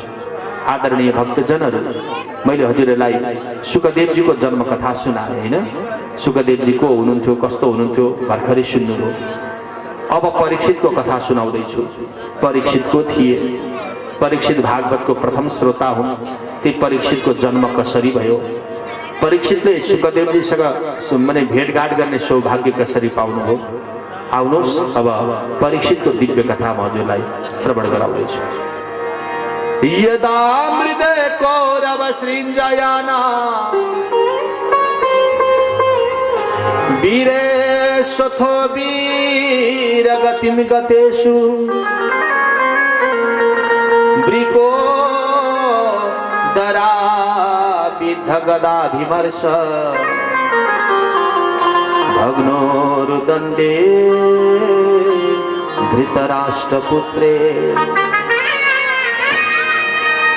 आदरणीय भक्तजनहरू, महाभारतमा एउटा प्रसिद्ध कथा छ। हजुरले सायद महाभारत सुन्नुभयो होला। महाभारतको प्रसिद्ध महाभारतीय युद्ध त जगत प्रसिद्ध छ। कौरव र पाण्डवहरूको युद्ध भयो कति दिन? 18 दिनसम्म। तर कौरवहरू असत्यको पक्षधर थिए, पाण्डवहरू सत्यको पक्षधर थिए। अन्याय र अत्याचारको विरोधी थिए पाण्डवहरू, अनि कौरवहरू कस्ता थिए? अन्याय र अत्याचार गर्नुपर्छ भन्ने भावका थिए। हजुरहरूलाई एउटा कुरा बताऊँ, जहाँ सत्य छ त्यहाँ कृष्ण छ, जहाँ सत्यता हुन्छ त्यहाँ भगवान हुन्छ। सत्यम हेव ब्रह्म, उपनिषदले भन्छ सत्यम हेव ब्रह्म। ट्रुथ इज इंडीड ब्रह्म, ब्रह्म नै सत्य हो, सत्य नै भगवान हो, सत्य भनेको भगवान। त्यही भएर पाण्डवहरूको साथी भन्नुभयो कृष्ण। अझै अर्जुनको त रथको ड्राइभर बनेर बस्नुभयो, महाभारतमा सुन्नुभयो, रथको के भन्छ सारथी बनेर बस्नुभयो कृष्ण। कृष्ण अर्जुनको रथको सारथी। यता कौरवहरूप्रति अनेक प्रकारका ती दैत्य प्रवृत्तिका सेनाहरू, दुई पक्षको युद्ध भयो महाराज, भयङ्कर युद्ध भयो। एक दिन दुई दिन होइन त, 18 दिनसम्म युद्ध चलेको। कौरवहरूको पक्षमा भीष्म पितामह, कृतवर्मा, कृपाचार्य, द्रोणाचार्य जस्ता बडे बडे ठुला ठुला गुरुहरू, शक्तिशाली अतिरथी महारथीहरू थिए। तर पाण्डवहरूको साथमा मात्रै 5 जना दाजुभाइ, युधिष्ठिर, भीम, अर्जुन, नकुल, सहदेव। उहाँहरूको साथी भगवान कृष्ण मात्र। अर्को कुरा हजुरलाई बताउँ, जहाँ कृष्ण हुन्छ त्यहाँ विजय हुन्छ, जहाँ कृष्ण छैन त्यहाँ पराजय हुन्छ। जहाँ कृष्ण छ त्यहाँ आनन्द छ, जहाँ कृष्ण छैन त्यहाँ दुःख प्राप्ति हुन्छ, हैन? आनन्द नै कृष्ण हो, आनन्दम हेव ब्रह्म। हजुरले एउटा कुरा बताउँ, आनन्द एक यस्तो शब्द हो, सबैजना पढे लेखेकै हुनुहुन्छ, संसारमा प्रत्येक शब्दको उल्टो शब्द बनेको छ। सुख, दुःख, हाँसो, रोदन, मिलन, बिछोड, आगमन, प्रस्थान, संयोग, वियोग, दिन, रात, जन्म, मृत्यु, बिहान, बेलुका, प्रत्येक शब्दको उल्टो शब्द छ। तर हजुरलाई यो पनि बताउँ, आनन्द मात्र एक यस्तो शब्द हो जसको आजसम्म उल्टो शब्द बनेन। थाहा छ भने भन्नु होला हजुरहरू, आनन्दको उल्टो शब्द आजसम्म बनेन, कुनै शब्दकोशमा छैन। यसको मतलब के हो? संसारमा सुख पाएपछि दुःख पाइँदो रहेछ, अथवा दुःख पाएपछि सुख पनि भोग्न पाइन्छ। हाँसोपछि रोदन हुन्छ, मिलनपछि बिछोड हुन्छ, संयोगपछि वियोग हुन्छ, आगमनपछि प्रस्थान हुन्छ, जन्मपछि मृत्यु हुन्छ, केटाकेटीपछि बुढाबुढी हुन्छ संसार, हैन? दिनपछि रात, अनि रातपछि दिन, बिहानपछि बेलुका, बेलुकापछि बिहान हुन्छ। तर आनन्द एक यस्तो शब्द हो जसलाई प्राप्ति गरेपछि त्यसको विपरीतार्थ शब्दै छैन, त्यसको विपरीत शब्दलाई भोग्नै पर्दैन। त्यही भएर आनन्दम हेव ब्रह्म, आनन्द यदि कसैले दिन्छ भने केवल भगवानले दिन्छ। संसारले आनन्द दिँदैन, सुख दिन्छ, त्यो पनि क्षणिक। के संसारबाट तपाईले पाउनु भनेको क्षणिक सुख हो, त्यो पनि ग्यारेन्टी छैन, सुख त्यो पनि पाइँदैन। संसार त दुःखालय, दुःखको घर हो। दुःखको घरमा दुःख पाइन्छ नि सुख कहीँ पाइन्छ र? जहाँ जे छ त्यही पाइने हो नि। विद्यालयमा के पाइन्छ? विद्या पाइन्छ, विद्याको आलय, विद्याको घर, हैन? विद्यालयमा के पाइन्छ? विद्या पाइन्छ। होटलमा के पाइन्छ? खाना बस्न पाइन्छ। पेट्रोल पम्पमा के पाइन्छ? डिजल पेट्रोल पाइन्छ। चिनी पाउँछ, चिनी किन्छु भनेर जानुहोस् त, त्यहाँ पाइन्छ त? पाइँदैन। त्यस्तै प्रकारले संसारमा के पाइन्छ? संसार दुःखालय हो, दुःखको घर। दुःखको घरमा के पाइन्छ? दुःख। सुख पाइन्छ भन्यो भने त मूर्ख भइहाल्यो, पेट्रोल पम्पमा चिनी किन्न गए जस्तो। संसार दुःखको घर हो भन्दैछ शास्त्रले। दुःखको घरमा तपाईले सुख खोज्नुभयो भने तपाईलाई मूर्ख भनिन्छ कि भाइले? एउटा मान्छे रहेछ, खिर खान मन लागेछ, कथा सुन्नु होला, एउटा मिठो कथा भन्छु। एउटा मान्छेलाई खिर खान मन लागेछ। खिर खान के चाहिन्छ? दुध चाहिन्छ एक नम्बरमा, हैन? दुध त चाहियो नि। आफ्नो घरमा गाई भैँसी थिएनन्, गाउँ घरमा गएर मागेछ दुध, 2 लिटर जति दुध दिनुहोस् न हजुर, खिर खान मन लाग्यो। गाउँलेले भने आज त दुधै छैन, सबै डेरीमा पुर्यायो। डेरीमा गएछ त्यो मान्छे, खिर खानु छ आज जसरी पनि। डेरीवालाले भन्यो ढिलो भइगयो नि, आज त हाम्रो उठेको दुध जति सबै गाडीमा हालेर हामीले पठायो। बडा समस्या पर्यो त्यो व्यक्तिलाई। अब दुध दुध छैन, खिर नखाइ भएको छ। खिर जसरी नै खानु छ तर दुध छैन। अब हेर्नुहोस् त, अब आपत्ति पर्यो उसलाई। अब गर्ने के? उसको पालो के गरेछ भने एउटा हातमा बाल्टी लिएछ र लागेछ उत्तरतिर, फटाफट हिँडेछ। बाटोमा एउटा मान्छेले भेट्यो, होइन ओ भाइ कता हिँडेको हो तिमी? उसले भन्यो आज मलाई खिर खान मन लागेको छ, मलाई गाउँघरमा कसैले दुध पत्याएन, डेरीवालाले पनि दिएन, अब म दुध खोज्न हिँडेको। कहाँ छ र दुध? यता उत्तरतिर कहाँ पाइन्छ दुध? कहाँ हिँडेको तिमी दुध खोज्न? अनि उसले भन्यो अब म यहाँबाट हिँड्दै हिँड्दै हिँड्दै हिँड्दै जान्छु, त्यो परको पहाडमा पुग्छु, त्यहाँ माथि चुचुरोमा पुग्छु, त्यहाँबाट हाम फालेर आकाशमा जान्छु र एक बाल्टी दुध लिएर आएर भरि खिर पकाएर खान्छु भनेर हिँडिगयो। अब हजुरहरू भन्नुहोस् त, त्यो मान्छेले भरे दुध ल्याउँछ कि ल्याउँदैन होला? अब त्यो मान्छेले जे अघि उत्तर दियो त्यसले दुध ल्याउँछ कि ल्याउँदैन? अब पहाडबाट आकाशबाट भन्दा आकाशबाट ऊ दुध ल्याउन सक्दैन, किनभने आकाशमा दुध नै पाइँदैन। पाइन्छ त आकाशमा दुध? आकाशमा के पाइन्छ? आकाशमा केही पनि पाइँदैन। आकाश भनेको खुल्ला जग्गालाई आकाश भन्छ, खुल्ला ठाउँ हो आकाश भनेको। केही पाइँदैन आकाशमा, हैन? आकाश जहाँ खुल्ला स्थान हुन्छ त्यसलाई आकाश भनिन्छ। तर त्यसले के भन्यो, म गएर पहाडमा जान्छु र पहाडमा बाट हाम फालेर आकाशमा पुग्छु र अनि एक बाल्टी दुध दिएर ल्याउँछु भने हिँडिसक्यो। अब पत्याउँ कसरी पत्याउँ? आकाशमा दुध नै पाइँदैन, नपत्याउँ। उसलाई के विश्वास छ भने भरे दुध लिएर आउँछु र खिर पकाएर खान्छु। बस बस हामी संसारका मनुष्यको अभिगत त्यस्तै छ। तपाईँ हाम्रो अवस्था त्यस्तै छ। सुख छैन संसारमा, शास्त्र गर्जना गरिरहेको छ, भनिरहेको छ शास्त्र। त्यही पनि हामी अटेरी भएर वास्ता नगरेर दुखै दुःखको घर संसारभित्र डुबेर सुखको याचना गरिरहेका छौँ। जसरी त्यो मान्छेले पहाडमा गएर हाम फालेर आकाशबाट दुध दुहेर ल्याउँछु भनेर हिँडिरहेको छ। वृथाही परिश्रमा, त्यस्तो परिश्रम बेकारको परिश्रम हो क्या? धानको पगटाको थुप्रोमा बसेर चामल पाउँछु भन्नु त्यसलाई मूर्खता भनिन्छ। पगटा भन्ने थाहा छैन तपाईहरुलाई? पगटा धानको भुसा। धानको भुसै भुसो भएको ठाउँमा गएर आज दिनभरि के लाउँछु र एक बोरा चामल निकाल्छु भन्यो भने त्यसलाई के भनिन्छ? मूर्ख भनिन्छ कि भनिँदैन? किनभने वृथाही परिश्रम। उसले परिश्रम नगरेको होइन, गर्छ, गरेको छ बिहानदेखि बेलुकासम्म बिचरा, तर एक गेडो चामल ऊ भित्र हुन सक्दैन। त्यो बाल्टी लिएर आकाशमा गरे पहाडमा गयो बिचरा दुःख गरेर, हेर्नुहोस् एक थोपा दुध ल्याउन सक्दैन। संसारको अभिगत पनि त्यही हो। संसार भित्र डुबुल्की लगाएर सुख पाउँछु भन्नु भनेको त मैले अघि नै भने धानको पगटा भित्र गएर चामल पाउन खोजे जस्तो असम्भव छ। त्यस्तो खाले परिश्रम बेकारको परिश्रम। त्यसकारणले जहाँ कृष्ण छ, जहाँ भगवान छ त्यहाँ आनन्द छ, जहाँ भगवान छैन त्यहाँ दुःख छ। दुःखालयमा शाश्वतम। पाण्डवहरूको एउटा पक्ष थियो, कौरवहरूको एउटा पक्ष थियो। पाण्डवहरूको पक्षमा कृष्ण, कौरवको पक्षमा सेनाहरू थिए। भयङ्कर युद्ध भयो, लडाईँ चल्यो, झगडा भयो। एक दिन दुई दिन होइन, 18 दिनसम्म युद्ध चल्यो। 18 दिनसम्मको युद्धमा भीष्म पितामहलाई अर्जुनले बाणले प्रहार गर्नु। कथा बुझ्नु होला, महाभारतको कथालाई अलिकति मैले जोड्न चाहेको मात्रै हो।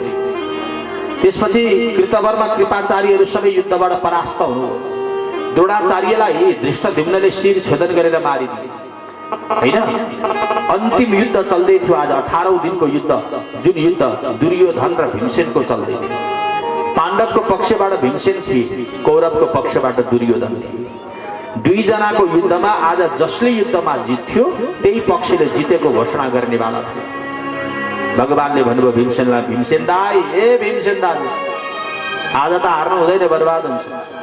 त्यही भएर त्यो दुर्योधनको तिग्रामा गदा प्रहार गर्नुहोस्, त्यसको तिग्रा भाँचिदिनुहोस्, रणभूमिमा त्यसलाई पछारिदिनुहोस्। युद्ध गर्दा जो रणभूमिमा पछारिन्थ्यो उसले मर्नु, उसले हारेको मानिन्थ्यो। भगवानको इशारालाई मानेर युद्धलाई गदा प्रहार गरे। भीमसेनले दुर्योधनको तिग्रा भाँचियो। अय्या बाबा मरे भनेर दुर्योधन भुइँमा पछारिए।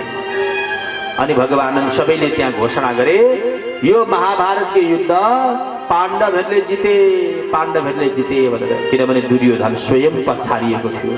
दुर्योधन बडा रुष्ट भयो। दुर्योधनले सोच्यो मेरो लक्ष्य भनेको पाण्डवलाई मार्नु थियो, तर सकिन। म लक्ष्यबाट विमुख भएँ, सफलताको शिखर चुम्न सकिनँ मैले। उल्टै मलाई पाण्डवहरूले छल गरेर मलाई परास्त गरिदिए। हे भगवान, अब म कहाँ जाउँ, के गरौँ? उता दुर्योधन रुन थाल्यो, यता पाण्डवहरू खुसी भए। आज हामीले विजयको उत्सव जुलुस निकाल्ने हो। अब हामीले त विजय हासिल गरेका छौँ, महाभारत युद्ध जित्यौँ हामीले। 5 जना दाजुभाइ जम्मा भएर भन्न लाग्यो, ल यतिका दिनदेखि हामी अलग अलग शिविरमा बसेका थियौँ, आज एउटै शिविरमा बस्ने हो, रमाइलो गर्ने हो, किनभने युद्धमाथि हामीले विजय हासिल गरेका छौँ। दुर्योधन उता रोइरहेको छ। त्यही बेलामा द्रोणाचार्यको पुत्र अश्वत्थामा आउनुभयो, भन्नुभयो महाराज नरुनुहोस्, मलाई जति हजुरलाई रिस उठेको छ नि त्यति नै मलाई रिस उठेको छ। किनभने त्यो अपराधी धृष्टद्युम्नले ती पाण्डवहरूको चालले गर्दा मेरो पिता द्रोणाचार्य मर्नु भएको छ। मेरो पिताको हत्या र ती पाण्डवहरू तिनीसँग मैले मृत्युको बदला लिनु छ। तपाईलाई पनि पाण्डव मरेको देख्न मन छ, मलाई पनि पाण्डवलाई मार्न मन छ। मलाई आदेश दिनुहोस्, अहिले गएर पाण्डवहरूलाई मारेर उनीहरूको 5वटा शिर तपाईको चरणमा भेट चढाउँछु, मलाई आदेश दिनुहोस्। अश्वत्थामाले यति भनेपछि अनि दुर्योधनले भन्नुभयो, ओहो हो र, तिमीले यदि यो काम गर्न सक्यौ भने हे ब्राह्मण, हे अश्वत्थामा, म तिमीलाई यो देशको प्रधान सेनापति बनाउँछु। त्यति भनेपछि दुर्योधनले आदेश दिएपछि द्रोणाचार्यका पुत्र अश्वत्थामा रातिको समय पालेर पाण्डवहरूको शिविरमा गएर पाण्डवलाई मार्ने लक्ष्य लिन थाले। यता भगवानले कुरा बुझ्नुभयो, अब आज आउँदैछन् अश्वत्थामा यिनलाई मार्न भनेर। अश्वत्थामा भनेका ब्राह्मण हुन्, गुरुका पुत्र हुन्। अश्वत्थामासँग युद्ध त म गर्न सक्दिनँ, किनभने ब्राह्मण म सबैको भगवान हुँ, तर मेरो भगवान यदि कोही छ भने केवल ब्राह्मण होइन। भगवानलाई ब्रह्मण्य देव भनिन्छ। सारा जगतको भगवान भगवान हो, कृष्ण हो, तर कृष्णको पनि यदि कोही भगवान छ भने त्यो को हो? केवल ब्राह्मण हो। भगवानले एउटा आइडिया लगाउनु, एउटा जुक्ति लगाउनु। भगवानले भन्नुभयो, ए पञ्च पाण्डव हो, तपाईहरुलाई युद्ध सकिन पाएको छैन, रमाइलै गर्न हतार छैन। हेर्नुहोस्, यो युद्धमा कति मर्नेवाला पनि मरे, कति नमर्नेवाला पनि मरे। कति पाप भएको छ, सारा हेर्नु नरसंहार भएको छ, सारा रक्तको खोला बगेको छ। त्यही भएर अब यो पापबाट मुक्त हुन गंगाजी पहिले नुहाउन हिँड्नुहोस्, गंगाजीमा स्नान गरौँ, अनि आएर जे गर्नुपर्ने गरौँला भनेर भगवानले पञ्च पाण्डवलाई गंगा स्नान गर्न आदेश दिनुभयो। पञ्च पाण्डवहरूको साथमा द्रौपदी पनि जान लाग्यो। अनि जुन शिविरमा पाण्डवहरू बस्नुहुन्थ्यो, द्रौपदीका 5वटा पुत्र थिए। त्यो 5वटा पुत्रलाई धृष्टद्युम्नलाई रुङ्न राख्नुभयो। ल यो बच्चाहरू यसो हेर्दै गर है धृष्टद्युम्न, हामी चाहिँ अब गंगा स्नान गरेर आउँछौँ। 5वटा पाण्डवका पुत्रलाई लहरै सुताइदिनु भयो। धृष्टद्युम्न ढोकामा हुनुहुन्थ्यो। पञ्च पाण्डवहरू जानुभयो गंगा स्नान गर्न। रातिको समय अश्वत्थामा यसो आउनुभयो, सबै मस्त निन्द्रामा थिए। अँध्यारोको समयमा बाबु हुन् कि छोरा हुन् छुट्याउन सकेनन् अश्वत्थामाले। पाण्डवहरूको छोराहरू ठ्याक्कै पाण्डव जस्तै हुनुहुन्थ्यो, रूपरङ्ग सबै मिलेको। पहिले धृष्टद्युम्नलाई गेटमै मारिदिए अश्वत्थामाले। त्यसपछि 5वटा पाण्डव होला भन्ने सम्झेर ती पाण्डवका 5 पुत्रको शिर छेदन गरे अश्वत्थामाले, टाउको काटिदिए। त्यसपछि त्यो टाउको जति एउटा पोको पारेर दौडेर लिएर गए। दुर्योधनलाई भने, महाराज हजुरले जुन कार्य पूरा गर्न सक्नु भएन त्यो कार्य मैले गरेँ त महाराज। जुन भीमसेनले तपाईको तिग्रा भाँचेको छ त्यो भीमसेनको टाउको पनि मैले यो पोकोमा लिएर आएको छु, पाण्डवहरूको शिर हजुरको चरणमा भेट चढाए। दुर्योधन बडा खुसी भए। बस मैले गर्न नसकेको कार्य तिमीले सिद्धि गरे। ल अश्वत्थामा, तिमीलाई यो देशको प्रधान सेनापति बनाउँछु। सबैभन्दा पहिले त भीमसेनको टाउको लिएर आउँदा मेरो सामनेमा, त्यसले मेरो तिग्रा भाँचेर मलाई युद्धमा हराएको छ। त्यसको टाउको, मरेको टाउकोलाई पनि कचाकुचुक पारेर रिस मार्नु पर्यो। भीमसेनको शिर भनेर भीमसेनको छोरो चाहिँको शिर लगेर दिए अश्वत्थामा, किनभने बाबु र छोराको अनुहार ठ्याक्कै उस्तै थियो। त्यसपछि अँध्यारो थियो, यसो छामेको केटाकेटीको शिर अलिक कमलै हुन्छ होइन। दुर्योधनले भने, ए अश्वत्थामा, कसको शिर ल्यायो तिमीले? यो शिर पक्कै भीमसेनको होइन, किनभने भीमसेन यति कमलो छैनन्, यति कमजोर छैनन्। भीमसेन यति शक्तिशाली छन्, यति बलशाली छन्। उनी जुन चट्टानमा जन्मिएका थिए उनको बललाई सहन गर्न नसकेर त्यो चट्टान टुक्रिएर बालुवा भएको थियो, त्यो मलाई थाहा छ। यो पक्कै भीमसेनको शिर होइन, कसैको शिर। हेर उज्यालोमा गएर हेरेको, गडबडी भएछ महाराज, अलिकति गडबडी भइहालेछ। के भयो? बाउलाई मारे भनेको छोराहरूलाई पो मारेछु मैले त। पाण्डवहरूलाई भनेर मारेको त पाण्डवका 5वटा छोराहरू पो रहेछन् महाराज, क्षमा गर्नुहोस्। दुर्योधन रुन लाग्यो, मूर्ख, मेरो शत्रुता पाण्डवहरूसँग थियो, तर तिमीले पाण्डवको पुत्रलाई मारे। मैले आजसम्म पाप युद्ध गरिनँ, मैले जे गरे धर्म युद्ध गरे, तर तिम्रो कारणले आज पाप युद्ध भयो। सुतेका निर्दोष बालकलाई आज तिमीले मार्यौ। मैले आदेश दिए तिमीले मार्यौ, मार्ने वालालाई मात्रै अपराध लाग्दैन, मार्न आदेश दिने वालालाई पनि त्यति नै अपराध लाग्छ। गल्ती गर्ने वालालाई मात्रै अपराध लाग्दैन, ध्यान दिनु होला। गल्ती गर्ने आदेश जसले दिन्छ त्यसलाई पनि उति नै अपराध लाग्छ जसले गल्ती गर्छ। गल्ती गर्दा जति पाप लाग्छ नि त्यति नै पाप लाग्छ क्या हजुर आदेश दिने वालालाई। अनि गल्ती गरेको देखेर पनि जो मौन व्रत धारण गरेर बस्छ, व्यवस्था गरेर बस्छ, उसलाई पनि उति नै अपराध लाग्छ। मैले गरे होइन त्यसैले गरे त भने मलाई के मतलब भनेर कहाँ बस्न पाइन्छ। कसैले अपराध गर्दैछ भने बुद्धिमानी व्यक्तिले त्यसको प्रतिकार गर्नुपर्छ होइन, त्यसको प्रत्युत्तर दिनुपर्छ। नभए चुप्प लागेर बस्यो भने त मौनम सम्मति लक्षणम भन्छ हाम्रो शास्त्रले। मौन बस्नु पनि त्यसलाई स्वीकृति दिए समान मानिन्छ, अपराध उसले पनि आदि भोग्नुपर्छ। त्यसैले हेर्नुहोस्, कसैले शास्त्र विपरीत कर्म गर्छ भने त्यसको प्रतिकार गर्नुहोस्, त्यसलाई खण्डन गर्नुहोस्, त्यसलाई गल्ती भएको अवगत गराउनुहोस्।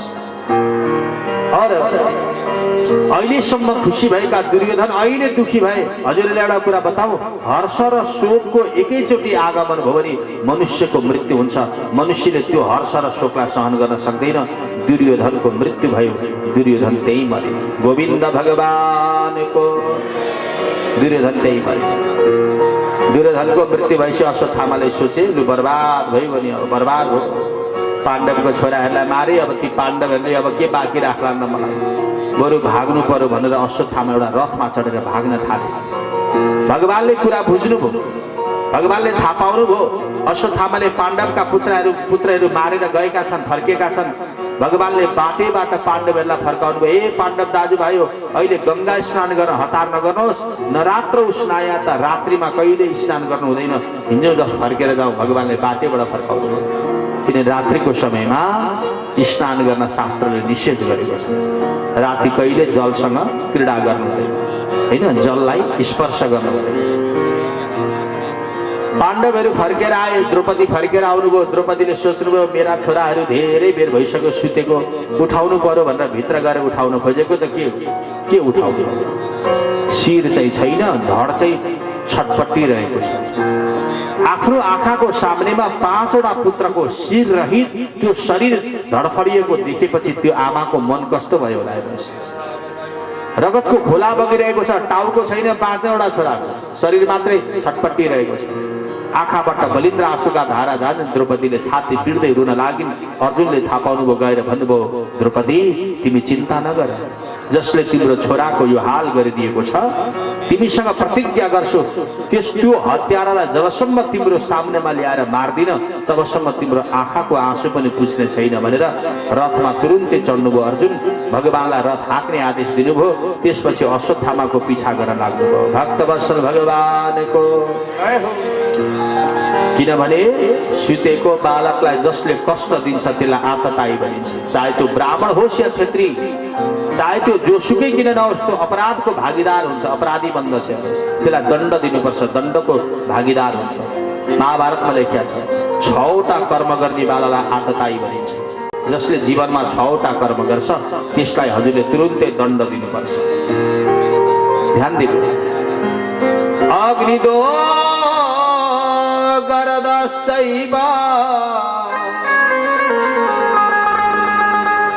शास्त्रपाणी धनापः क्षेत्रदार हरशैव षडेते आततायिना। कसैले घरमा आगो लगाउने काम गर्छ भने त्यसलाई आतताई भनिन्छ। घरमा आगो कसैले लगाउनु, आगोको मतलब यताको उताको यता कुरा ल्याउने, के गर्ने, कलह गराउने, झगडा गराउने हुन्छ नि कसैको स्वभाव, त्यो गलत कर्म। हाम्रो शास्त्रले त्यसलाई आतताई भन्छ। कसैको चुक्ली लगाउने बानी हुन्छ कि यता र उता यता, उसको कामै त्यही, ड्युटी नै त्यही हुन्छ, गलत कुरा हो। गरदशैव विषलाई क्रय गर्ने वाला अनि विषलाई बेच्ने वाला दुईटै आतताई हुन्छ। शस्त्र पाणी बिना प्रयोजन हातमा जसले शस्त्र धारण गर्छ त्यो पनि के हो, आतताई। शस्त्र कहिले हातमा धारण गर्नु हुँदैन, त्यो पनि बिना प्रयोजन, बिना काम। धनापह सम्पत्तिको हरण यदि कसैले गर्छ भने त्यो पनि आतताई। सम्पत्तिको हरण गर्नु हुँदैन, चोर्नु हुँदैन। चोरी कर्म सबैभन्दा निन्दनीय कर्म हो। क्षेत्र जग्गा जमिन हुन्छ नि, जमिन जग्गा, त्यसको सीमाना अतिक्रमण गर्नु हुँदैन। सीमा मिच्ने भन्छन् होइन, सम्झिनु। जग्गाको, क्षेत्रको, भूमिको साधलाई जसले मिच्दछ त्यो पनि आतताई। न उसले यस लोकमा सुख पाउँछ न परलोकमा, त्यसलाई दण्ड दिनुपर्छ। दार परस्त्रीलाई जसले हरण गर्छ, परस्त्री हरण गर्नेवाला पनि आतताई। र सुतेको बालकलाई जसले कष्ट प्रदान गर्छ, सुतेको बच्चा हुन्छ नि नानीहरू, उनीहरूलाई पनि दुःख दिनु। आततायिना मायान्तम हन्यादेव विचारेन। आततायी यदि तपाईँले भेट्नुभयो र त्यसलाई मार्नुभयो भने त्यो मारेको दोष तपाईँले भोग्नु पर्दैन। ल हेर्नुहोस् त, शास्त्र यतिसम्म निर्दयी बनिदिन्छ कि आततायीलाई तुरुन्तै प्रतिकार गर, आततायीलाई तुरुन्तै दण्ड दिनुपर्छ। अर्जुन बडा रुष्ट हुनुभयो, अर्जुनलाई बडा क्रोधोत्पत्ति भयो। यो दुष्ट अश्वत्थामाले मेरा पुत्रलाई मारेको छ। द्रौपदीले हामी 5 पाण्डवको 5 पुत्रलाई मारेको छ। हुन त अश्वत्थामा मेरो गुरुको पुत्र हो होइन, द्रोणाचार्यको छोरा हो नि अश्वत्थामा। द्रोणाचार्यले त पाण्डव र कौरव दुवै पक्षलाई धनुर्विद्या सिकाउनु भएको थियो। विद्या सिकाउने वालालाई गुरु भनिन्छ, जुनसुकै विद्या होस्। त्यसकारणले हुन त यिनी गुरुका पुत्र हुन्। गुरुपुत्र नै गुरु नै गुरुपुत्र हुन्छ। गुरुपुत्रको अपमान कहिल्यै गर्नु हुँदैन। तर आततायी छ गुरुपुत्र भने पनि त्यसलाई छोड्नु चाहिँ हुँदैन। अश्वत्थामाको पिछा गर्नुभयो। अघि अघि अश्वत्थामा, पछि पछि अर्जुन। अश्वत्थामाले थाहा पाए अब अर्जुन रिसाएर आएका छन्, मलाई मार्छन् यिनीहरू। प्राणको रक्षा त गर्नु पर्यो नि। हाम्रो फेरि शास्त्र के भन्छ भने येन केन प्रकार जसरी हुन्छ, यदि प्राण सङ्कटमा परेको छ भने प्राणको रक्षा चाहिँ गर्नुपर्छ। हेर्नुहोस्, आपदर्थी धनम रक्षे दारान रक्षित धनैरपि। सारा सम्पत्ति खर्च गरेर प्राणको रक्षा हुन्छ भने सम्पत्ति खर्च गरिदिनुहोस्, तर प्राणको रक्षा चाहिँ गर्नुपर्छ। घरको कुनै सदस्यलाई परित्याग गर्दा यदि तपाईँको प्राण रक्षा हुन्छ भने परित्याग गरिदिनुहोस्, तर प्राणको रक्षा चाहिँ गर्नुपर्छ। मर्यादाको हनन गर्दा, मर्यादालाई उल्लङ्घन गर्दा यदि हजुरको प्राण रक्षा हुन्छ भने मर्यादालाई पनि बरु त्यागिदिनुहोस्, तर प्राणको रक्षा चाहिँ गर्नुपर्छ। अश्वत्थामाले देखे मलाई यिनी एकदम रिसाएर आएका छन्, अर्जुनले मलाई छोड्दैनन्, अब बाँकी राख्दैन। प्राण त बचाउनु पर्यो नि। हातमा ब्रह्मास्त्र लिए अश्वत्थामाले भन्नु लागे, ए ब्रह्मास्त्र जा, अर्जुनलाई मारिदिए। ब्रह्मास्त्र भने फेरि कस्तो खाले अस्त्र हुन्थ्यो भने जे भनेर पठायो उसले त्यो काम गर्नै पर्थ्यो कि। ब्रह्मास्त्र सबैभन्दा डरलाग्दो अस्त्र। अश्वत्थामाको ब्रह्मास्त्रले गएर अर्जुनलाई पीडा दिन थाल्यो, अर्जुनलाई कष्ट दिन थाल्यो, यिनी अर्जुनलाई मार्नै लाग्यो। अर्जुनले सोच्नुभयो अश्वत्थामाले पठाएको ब्रह्मास्त्रले मलाई मार्न लागेको छ। अर्जुनले सोच्नुभयो चाहे त मैले पनि यसको प्रतिकार गर्न सक्छु, तर मेरो भगवान सामनेमा हुँदाहुँदै पहिले भगवानको शरणमा मैले जानुपर्छ भनेर हत्त नपत्त अर्जुन जानुभयो कृष्णको चरणमा। हृदय कराउँदै भगवान श्रीकृष्णलाई प्रार्थना गर्नुभयो, लौ न प्रभु मेरो रक्षा गर्नुहोस्। कृष्ण कृष्ण महाबाहो भक्तानाम भयंकर। प्रभु हजुर त आफ्नो भक्तलाई अभयदान दिने वाला भइबक्सन्छ, म हजुरको भक्त हुँ। हेर्नुहोस् न, यो दुष्ट अश्वत्थामाको ब्रह्मास्त्रले मलाई प्रहार गरिरहेको छ, मलाई बचाउनुहोस् न प्रभु। आँखाबाट बलिन्द्र आँसुका धारा धार्दै अर्जुनले जब भगवानसँग स्तुति गर्नुभयो, भगवानलाई दया लाग्यो। हजुरलाई एउटा कुरा बताउँ, भगवानलाई निमन्त्रणा गर्ने हो भने हाँसेर होइन, रोएर निमन्त्रणा गर्नुपर्छ। संसारको प्यारो बन्ने हो भने हाँस्ने अभ्यास गर्नुहोस्। संसारको प्रेममा हाँसो हुनुपर्छ। संसारमा हाँसेपछि प्रेम प्रारम्भ हुन्छ, भगवानसँग रोएपछि प्रेम प्रारम्भ हुन्छ। भगवानलाई हाँसेर बोलाउनुहोस्, भगवान आउनुहुन्न, रोएर बोलाउनुहोस्, आइहाल्नुहुन्छ। त्यसैले भगवानसँगको प्रेम अनि संसारसँगको प्रेममा अलग अलग लक्षण छ क्या। प्रेम एक यस्तो पवित्र शब्द हो जो मुक्तिको कारण बन्दछ। संसारसँगको प्रेमले बन्धनमा पुर्याउँछ, भगवानसँगको प्रेमले बन्धन मुक्त गराउँछ। बन्धनयुक्त संसारले गराउँछ, बन्धन मुक्त भगवानले गराउनुहुन्छ। त्यसैले भगवानसँगको प्रेममा रोदन हुनुपर्छ, संसारसँगको प्रेममा हाँसो हुनुपर्छ। आँखाभरि आँसु बनाउँदै भगवानलाई पुकार्नुभयो अर्जुनले। वाल्मीकि रामायणमा भगवान पनि भन्नुहुन्छ, वराह पुराणमा पनि लेखिया छ, अहम स्मरामि तद् भक्तम नयामि च परामगति। जीवनमा जसले एक पल्ट मात्रै मलाई आर्त पुकारले बोलाउँछ भने जीवनभरि उसले मलाई बिर्सिदियोस्, तर म उसलाई कहिल्यै बिर्सिदिन्छु। ल हेर्नुहोस् कति राम्रो कुरा। हाम्रो संसारका मान्छे पनि तपाईले बोलाउन्जेल बोल्छ, बोलाउन छोडेपछि उसले नि वास्ता गर्दैन, होइन? मलाई के मतलब, उसले वास्ता गर्दैन, मलाई नि के को भन्छौँ नि हामी। भगवान भन्नुहुन्छ, जीवनमा एक पल्ट तिमी मलाई मेरो भनेर सम्बोधन गर, म जिन्दगीभर तिमीलाई मेरो भन्नेछु। भगवानले भन्नुभयो, अर्जुन चिन्ता नगर, मेरो शरणमा आएका छौ तिमी, जो मेरो शरणमा आउँछ उसलाई म कहिले मरण हुन दिन्न। जो कोही उनके शरण में जाता करते बेड़ा पार है। भगवानले तुरुन्तै भन्नुभयो, अर्जुन साठी साठ्यम समाचरित, हेर फलामलाई काट्न फलामले प्रयोग गर्नुपर्छ। अश्वत्थामाले प्रहार गरेको ब्रह्मास्त्रको भेदन तिमीसँग भएको ब्रह्मास्त्रले गर्नुपर्छ। जाऊ, मैले आदेश दिए ब्रह्मास्त्र छोडिदिऊ। अर्जुनले पनि ब्रह्मास्त्र छोडिदिनु भयो। दुईटै ब्रह्मास्त्र जुध्न लाग्यो। ब्रह्मास्त्र जुधेपछि फेरि के हुन्थ्यो भने 12 वर्ष पृथ्वीमा पानी पर्दैन थियो कि खडेरी लाग्ने के हजुर। वेदव्यास प्रकट हुनुभयो, भन्नुभयो, हे अर्जुन, हे अश्वत्थामा, तिमीहरूको एक आपसको शत्रुताले आज निर्दोष पशु प्राणीलाई किन दुःख दिन्छौ? तिमीहरू संसारमा बेकारमा निरीह पशु प्राणीलाई किन दुःख दिन्छौ? पृथ्वीमा अनिकाल पर्छ, खडेरी लाग्छ, त्यही भएर आफ्नो आफ्नो ब्रह्मास्त्र तानेर राख। अर्जुनले आफ्नो ब्रह्मास्त्र तान्नुभयो। अनि अश्वत्थामाले भने, मेरो ब्रह्मास्त्र मैले छोड्न चाहिँ जानेको छु, तर तान्न जानेको छैन।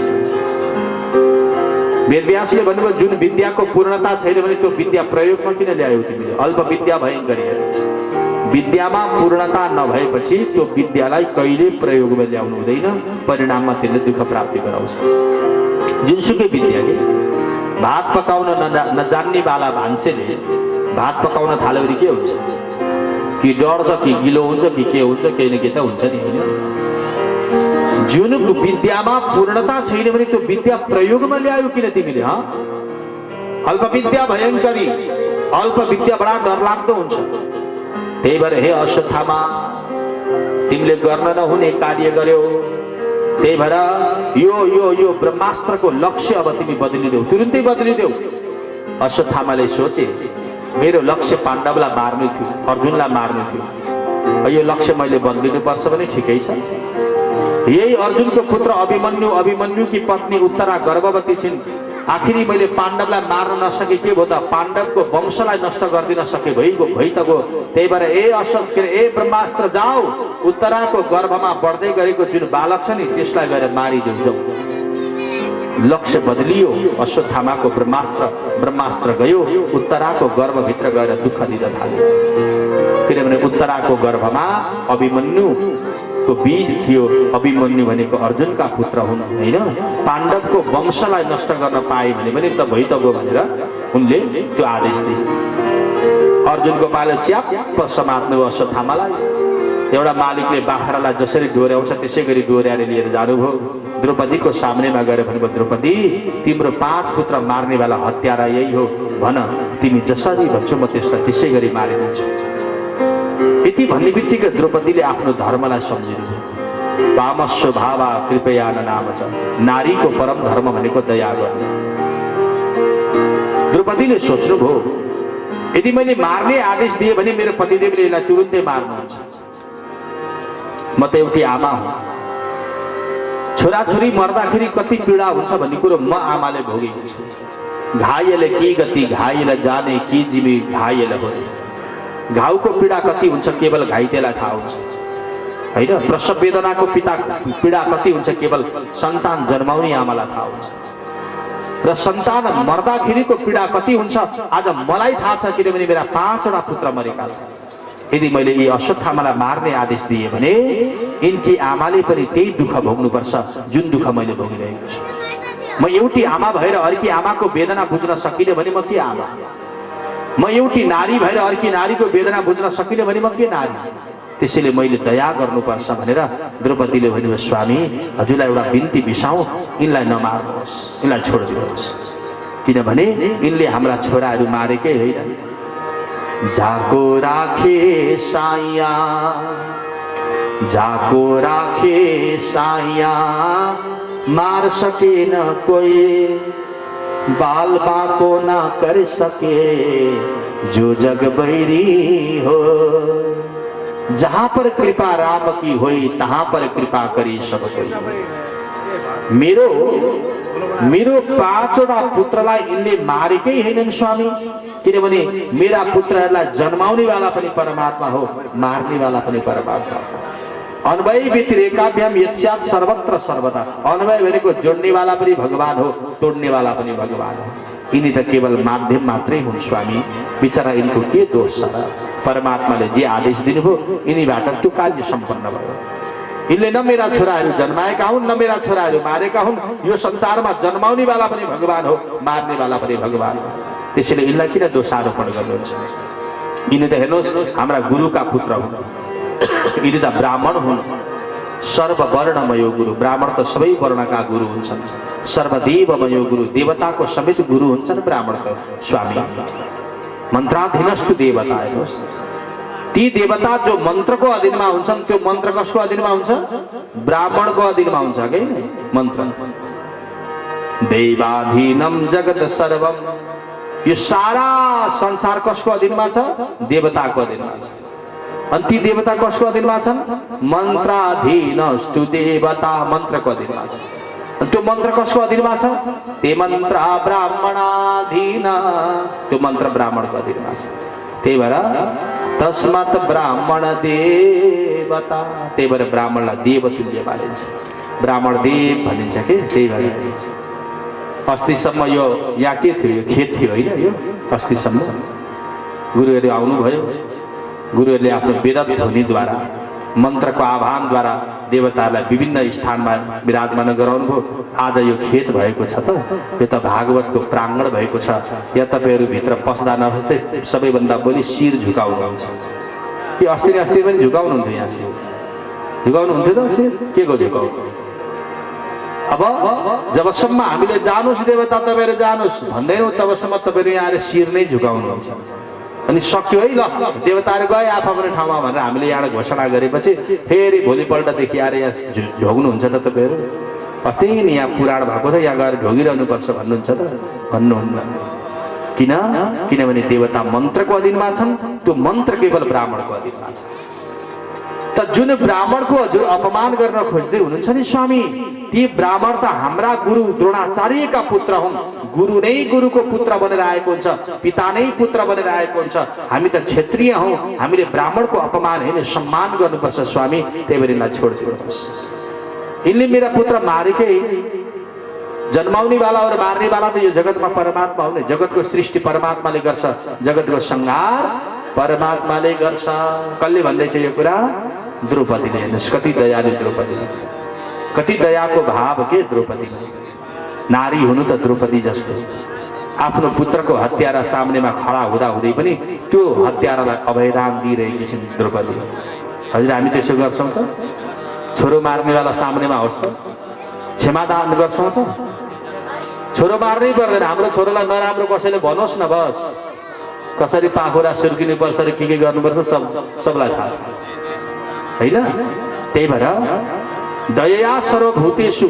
सबै प्राणीमाथि दया गर्नुपर्छ भाव केवल नारीमा हुन्छ पुरुषमा है त्यही भएर माता द्रौपदीले आफ्नो धर्मलाई बिर्सिनु भयो भन्नुभयो स्वामी यिनलाई छोडिदिनुहोस् मार्ने बाला है भगवान द्रौपदी भन्नुहुन्छ बचाने बाला है भगवान यो संसारमा गर्ने वाला पनि भगवान हो गराउने वाला पनि भगवान हो एउटा कुरा हजुरलाई बताऊं अरु त अरु हाम्रो अधीनमा छैन नै छैन हजुर हामीले फेर्दै गरेको श्वास पनि हाम्रो अधीनमा छैन के छ हजुरहरुको अधीनमा जसले हामीलाई जति बेरसम्म श्वास फेर्न भनेर आदेश दिएको छ त्यतिखेरसम्म मात्रै फेर्ने हो म त फेर्दिन अथवा फेर्छु भन्न हामीले पाउँदैनौं लु बन्द गर भनेपछि बन्द गरिहाल्छौं मरिहाल्छौं सकियो जन्मिँदाखेरि लिएर आएको श्वास कहिलेसम्म फेर्नुपर्छ मलाई स्वयंलाई थाहा छैन भने, म भित्र रहेको श्वास त मेरो कन्ट्रोलमा छैन भने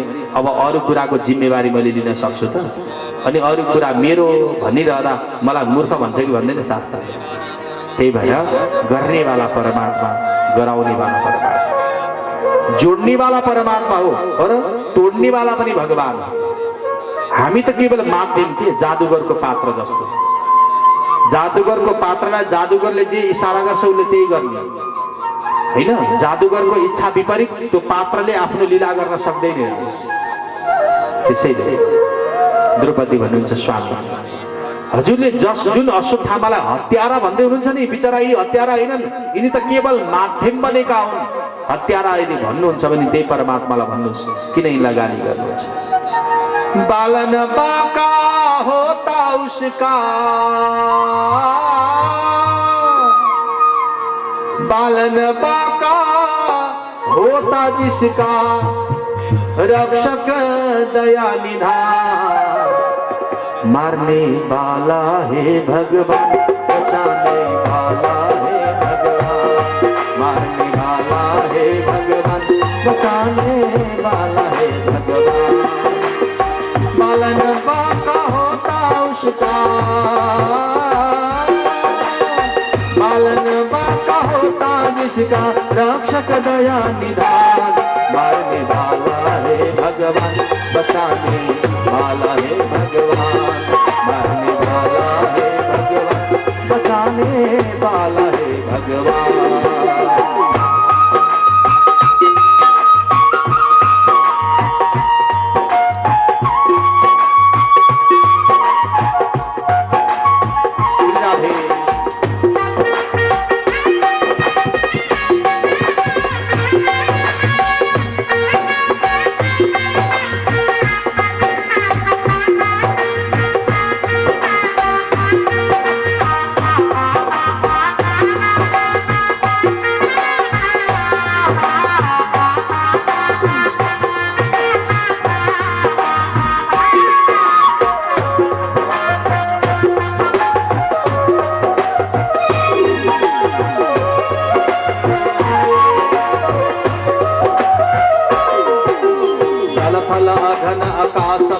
पर केवल उसकी सत्ता, केवल उसकी सत्ता, केवल उसकी सत्ता। प्रभु इच्छा के बिना यहाँ पर हिल न सके कोई पत्ता, हिल न सके कोई पत्ता, हाँ हिल न सके कोई पत्ता। उसी के सोचा यहाँ पे होता, उसी के सोचा यहाँ पे होता, उसकी शक्ति महान। मारने वाला है भगवान, बचाने वाला है भगवान। मारने वाला है भगवान, बचाने वाला है भगवान।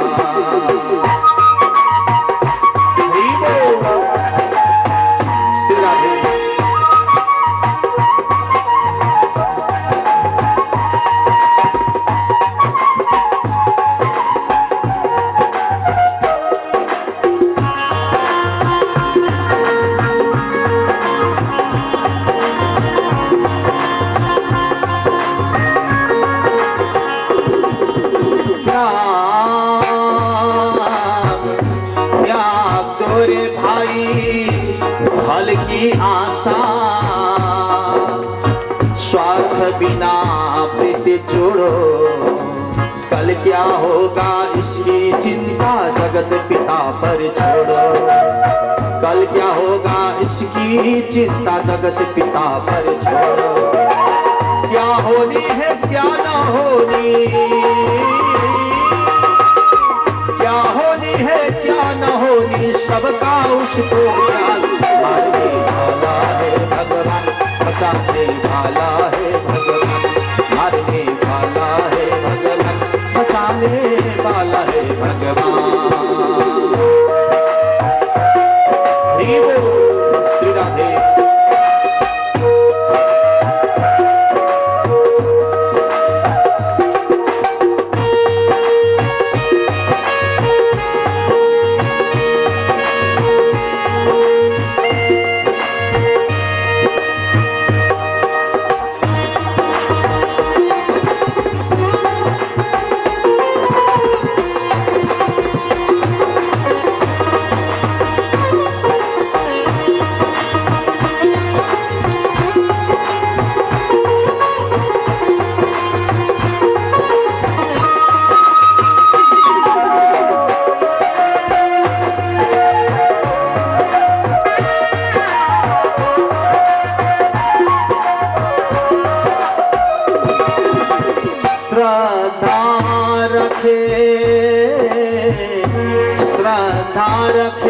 जगत के लोगों अपने दीनानाथ में, लाभानी जीवन और मृत्यु सब कुछ उसके हाथ में, लाभानी जीवन और मृत्यु सब कुछ उसके हाथ में।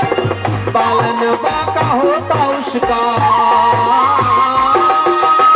पालन बाका होता जिसका रक्षक दया निदान, मारने वाला है भगवान, बचाने वाला है भगवान, मारने वाला है भगवान, बचाने वाला है भगवान, मारने वाला है भगवान, बचाने वाला है भगवान, मारने वाला है भगवान, बचाने वाला है भगवान, मारने वाला है भगवान, बचाने वाला है भगवान, मारने वाला है भगवान, बचाने वाला है भगवान, मारने वाला है भगवान, बचाने वाला है। गोविंद भगवान को जल थल अघन आकाश पवन पर केवल उसकी सत्ता। अरे प्रभु इच्छा के बिना यहाँ पर हिल न सके कोई पत्ता। वृक्षबाट पत्ता हल्लिनु पर्छ भने पनि त्यो पत्ताले पनि प्रतीक्षा गरिरहेको हुन्छ प्रभुको। जब उसको आदेश हुन्छ नि हल्ली भनेर अनि बल्ल हल्लिने भएछ। चाहे जड वस्तु होस् या चैतन्य, सबै परमात्माको अधीनस्थ भएर बसेका छन्। त्यसैले शास्त्र भन्छ श्रद्धा रखे जगत के लोगों अपने दीनानाथ में, और लाभ हानि और जीवन मृत्यु सब कुछ उसके हाथ में। हाम्रो हातमा केही छ त हजुर? मैले अघि पनि भने मैले फेर्दै गरेको श्वास त मेरो अधीनमा छैन। के छ हजुरहरूको अधीनमा? छैन। मैले फेर्दै गरेको श्वास त मैले आफ्नो ढङ्गले चलाउन पाउँदिन भने अरू काहीँ मेरो अधीनमा हुन्छ त? त्यसैले क्षमा गर्नु स्वामी, बिचरा यी निर्दोष हुन्, यी त ब्राह्मण हुन्, इनको अपमान गरेर हामी क्षेत्रीय वंशको आज अपमान किन गर्नुहुन्छ? हामी त क्षेत्रीय हौं, हाम्रो त परम धर्म हो ब्राह्मणको सेवा गर्नु। यदि यिनलाई हजुरले अपमान गर्नुभयो भने हामी सारा क्षेत्रीयको विनाश हुनेछ। क्षमा गर्नुहोस्। म एउटी आमा हुँ, मेरो छोरो मर्दाखेरिको पीडा कति छ मलाई थाहा छ। बेकारमा यिनलाई मारेर यिनको त्यो विरहको पीडा यिनकी आमालाई किन दिनुहुन्छ? क्षमा गर्नु स्वामी, यिनलाई छोडिदिनुहोस्। द्रौपदीले बारम्बार पुकार गरेपछि त अर्जुन बोल्नै सक्नु भएन, चुप्प लागेर बस्नुभयो। अनि अर्जुनले चुप्प लागेपछि भीमसेनले भन्नुभयो, ए अर्जुन के चुप्प लागेर बसिहाल्यो? तिमीले चुप लागेर बस्ने हो? यो दुष्टले तिम्रो मात्रै छोरो होइन, मेरो पनि छोरो मारेको छ। तिमी सक्छौ त तिमी मार, होइन भने म मार्छु भन्दा भीमसेन जुरुक्क उठिहाल्यो। पर आपत अब अर्जुन श्रीमतीले भने मानौ त दाजु रिसाउने, दाजुले भने मानौ त श्रीमती रिसाउने। भगवानलाई गएर भन्नुभयो प्रभु म के गरौँ प्रभु? भगवानले भन्नुभयो एउटा काम गर, ब्रह्म बन्धुर न हन्तव्य आतताई बदार।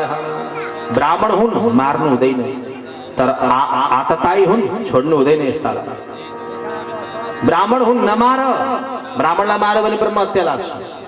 तर आतताई हुन्, अपराधी हुन्, सुतेको बालकलाई मारेका छन्, त्यही भएर यसलाई छोड्नु हुँदैन, छोड्यो भने पनि अपराध लाग्छ।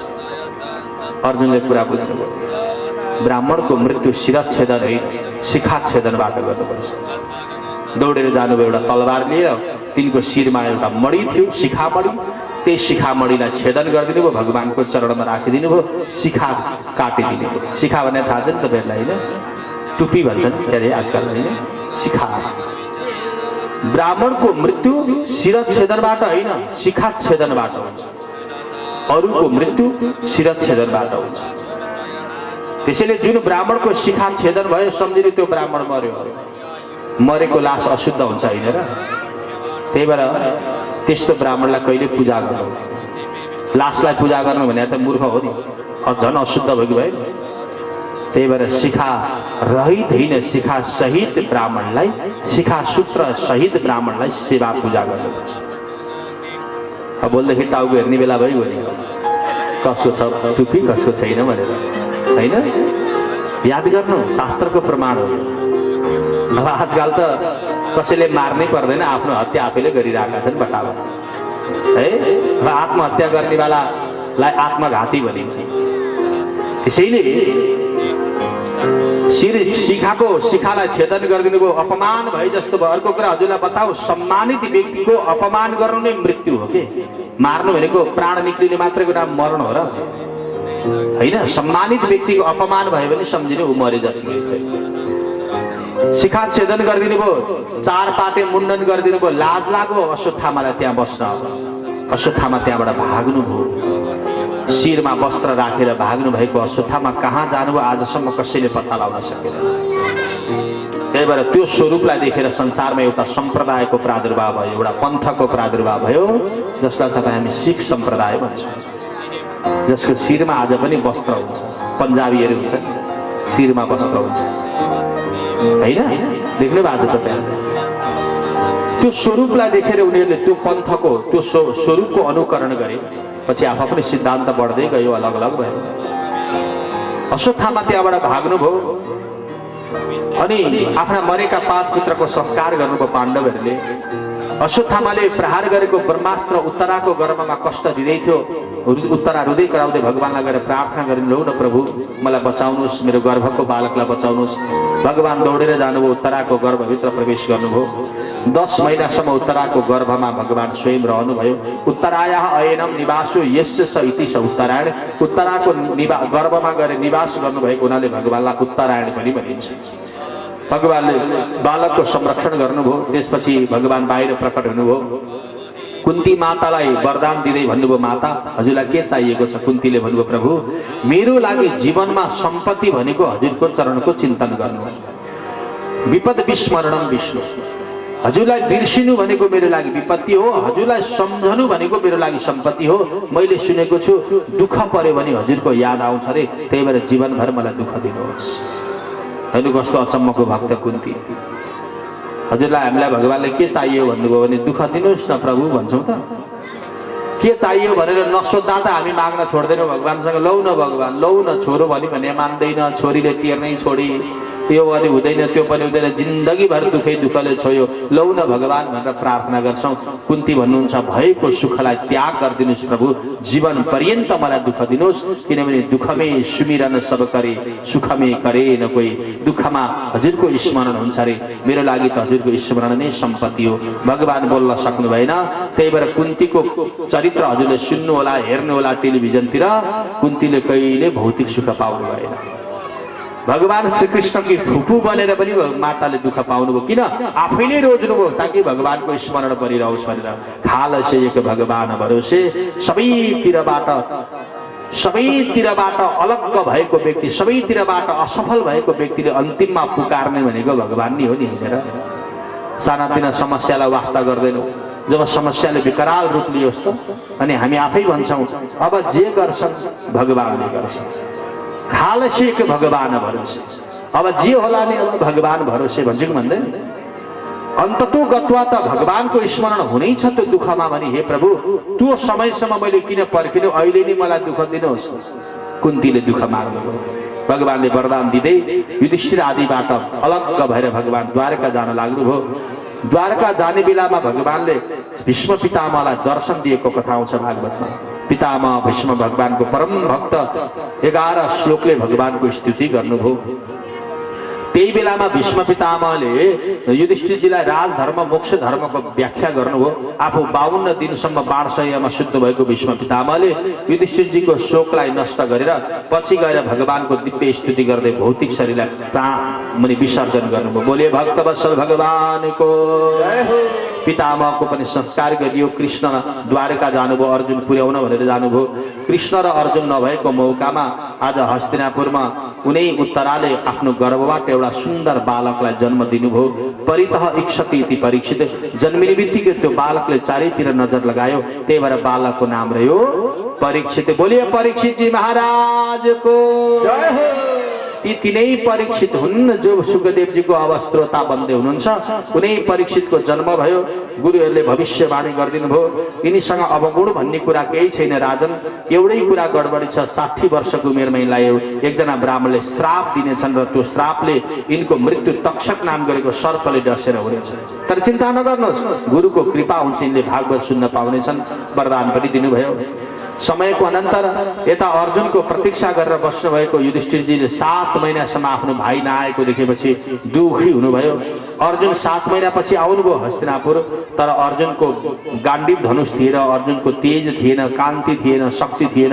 युधिष्ठिरजीलाई भन्नुभयो, दाजु जब म कृष्णलाई पुर्याउन भनेर गएँ, त्यो कृष्णलाई पुर्याउन भनेर गएँ द्वारका, कृष्णले संसार त्यागेर जानुभयो। कृष्णले त्यागेर गइसकेपछि मैले भगवानको पत्नीहरूको संरक्षण गर्दै थिएँ, तिनै पत्नीहरूलाई पनि हरण गर्ने एउटा भील आयो अनि मलाई मेरो गाण्डीव धनुषलाई तोडेर ती पत्नीहरूलाई हरण गरेर लिएर गयो। कृष्णको गमन पश्चात मेरो शरीरमा तेज छैन, शक्ति छैन, कुनै कृष्णको विरहमा म दुखी भएको छु। युधिष्ठिरजीले कुरा बुझ्नुभयो। अब भगवानले संसार त्यागेर जानुभएको मतलब अब कलियुग आउनेवाला छ। युधिष्ठिरजीले कुरा बुझ्नुभयो, कलियुग भनेको अधर्मको मित्र हो, म भनेको धर्मराज हुँ। अब अधर्मको मित्र जब संसारमा आउँदैछ भने मैले पनि यहाँ बस्नु ठिक छैन। युधिष्ठिरजीले आफ्नो नाति परीक्षितलाई राज्याभिषेक गरिदिनु भयो र पुरै परीक्षितजी महाराजलाई राजा बनाएर युधिष्ठिर, भीम, अर्जुन, नकुल, सहदेव, पत्नी द्रौपदीको साथमा उत्तर दिशाबाट जानुभयो। पहाडको शिखरमा पुगेर आफ्नो भौतिक शरीर त्याग्नुभयो, देव स्वरूप धारण गरेर स्वर्गतर्फ प्रवेश गर्नुभयो भने यता हस्तिनापुरका राजा भए अब परीक्षित। 16 वर्षका परीक्षित अब राज्य गद्दी सम्हाल्नेवाला हुनुभयो। कुनै परीक्षितले विवाह गर्नुभयो इरावतीसँग। 4वटा पुत्र भए परीक्षितका, जन्मेजय आदि नाम गरेका पुत्रहरू भए भन्ने कथाहरू आउँछन्। र अब परीक्षितले राज्यको सिंहासनलाई अगाडि बढाउनु भयो, राज्यको शासनलाई अगाडि बढाउनु भयो। चक्रवर्ती बन्नुभएको परीक्षित अत्यन्त धर्मात्मा हुनुहुन्थ्यो, शक्तिशाली हुनुहुन्थ्यो, भगवानको परम भक्त हुनुहुन्थ्यो। कुनै परीक्षितले आफ्नो राज्यमा बडा प्रेम भावले प्रचारको सेवा शुश्रूषा गर्न लाग्नुभयो भन्ने सम्बन्धको कथा भगवानको चरणमा समर्पण गर्दै आदरणीय भक्तजनहरू, समय अगाडि बढिसकेको छ, मध्याह्नको समय हुन लाग्यो। तसर्थ अहिलेको सम्पूर्ण कथालाई मैले विश्राम गरेँ।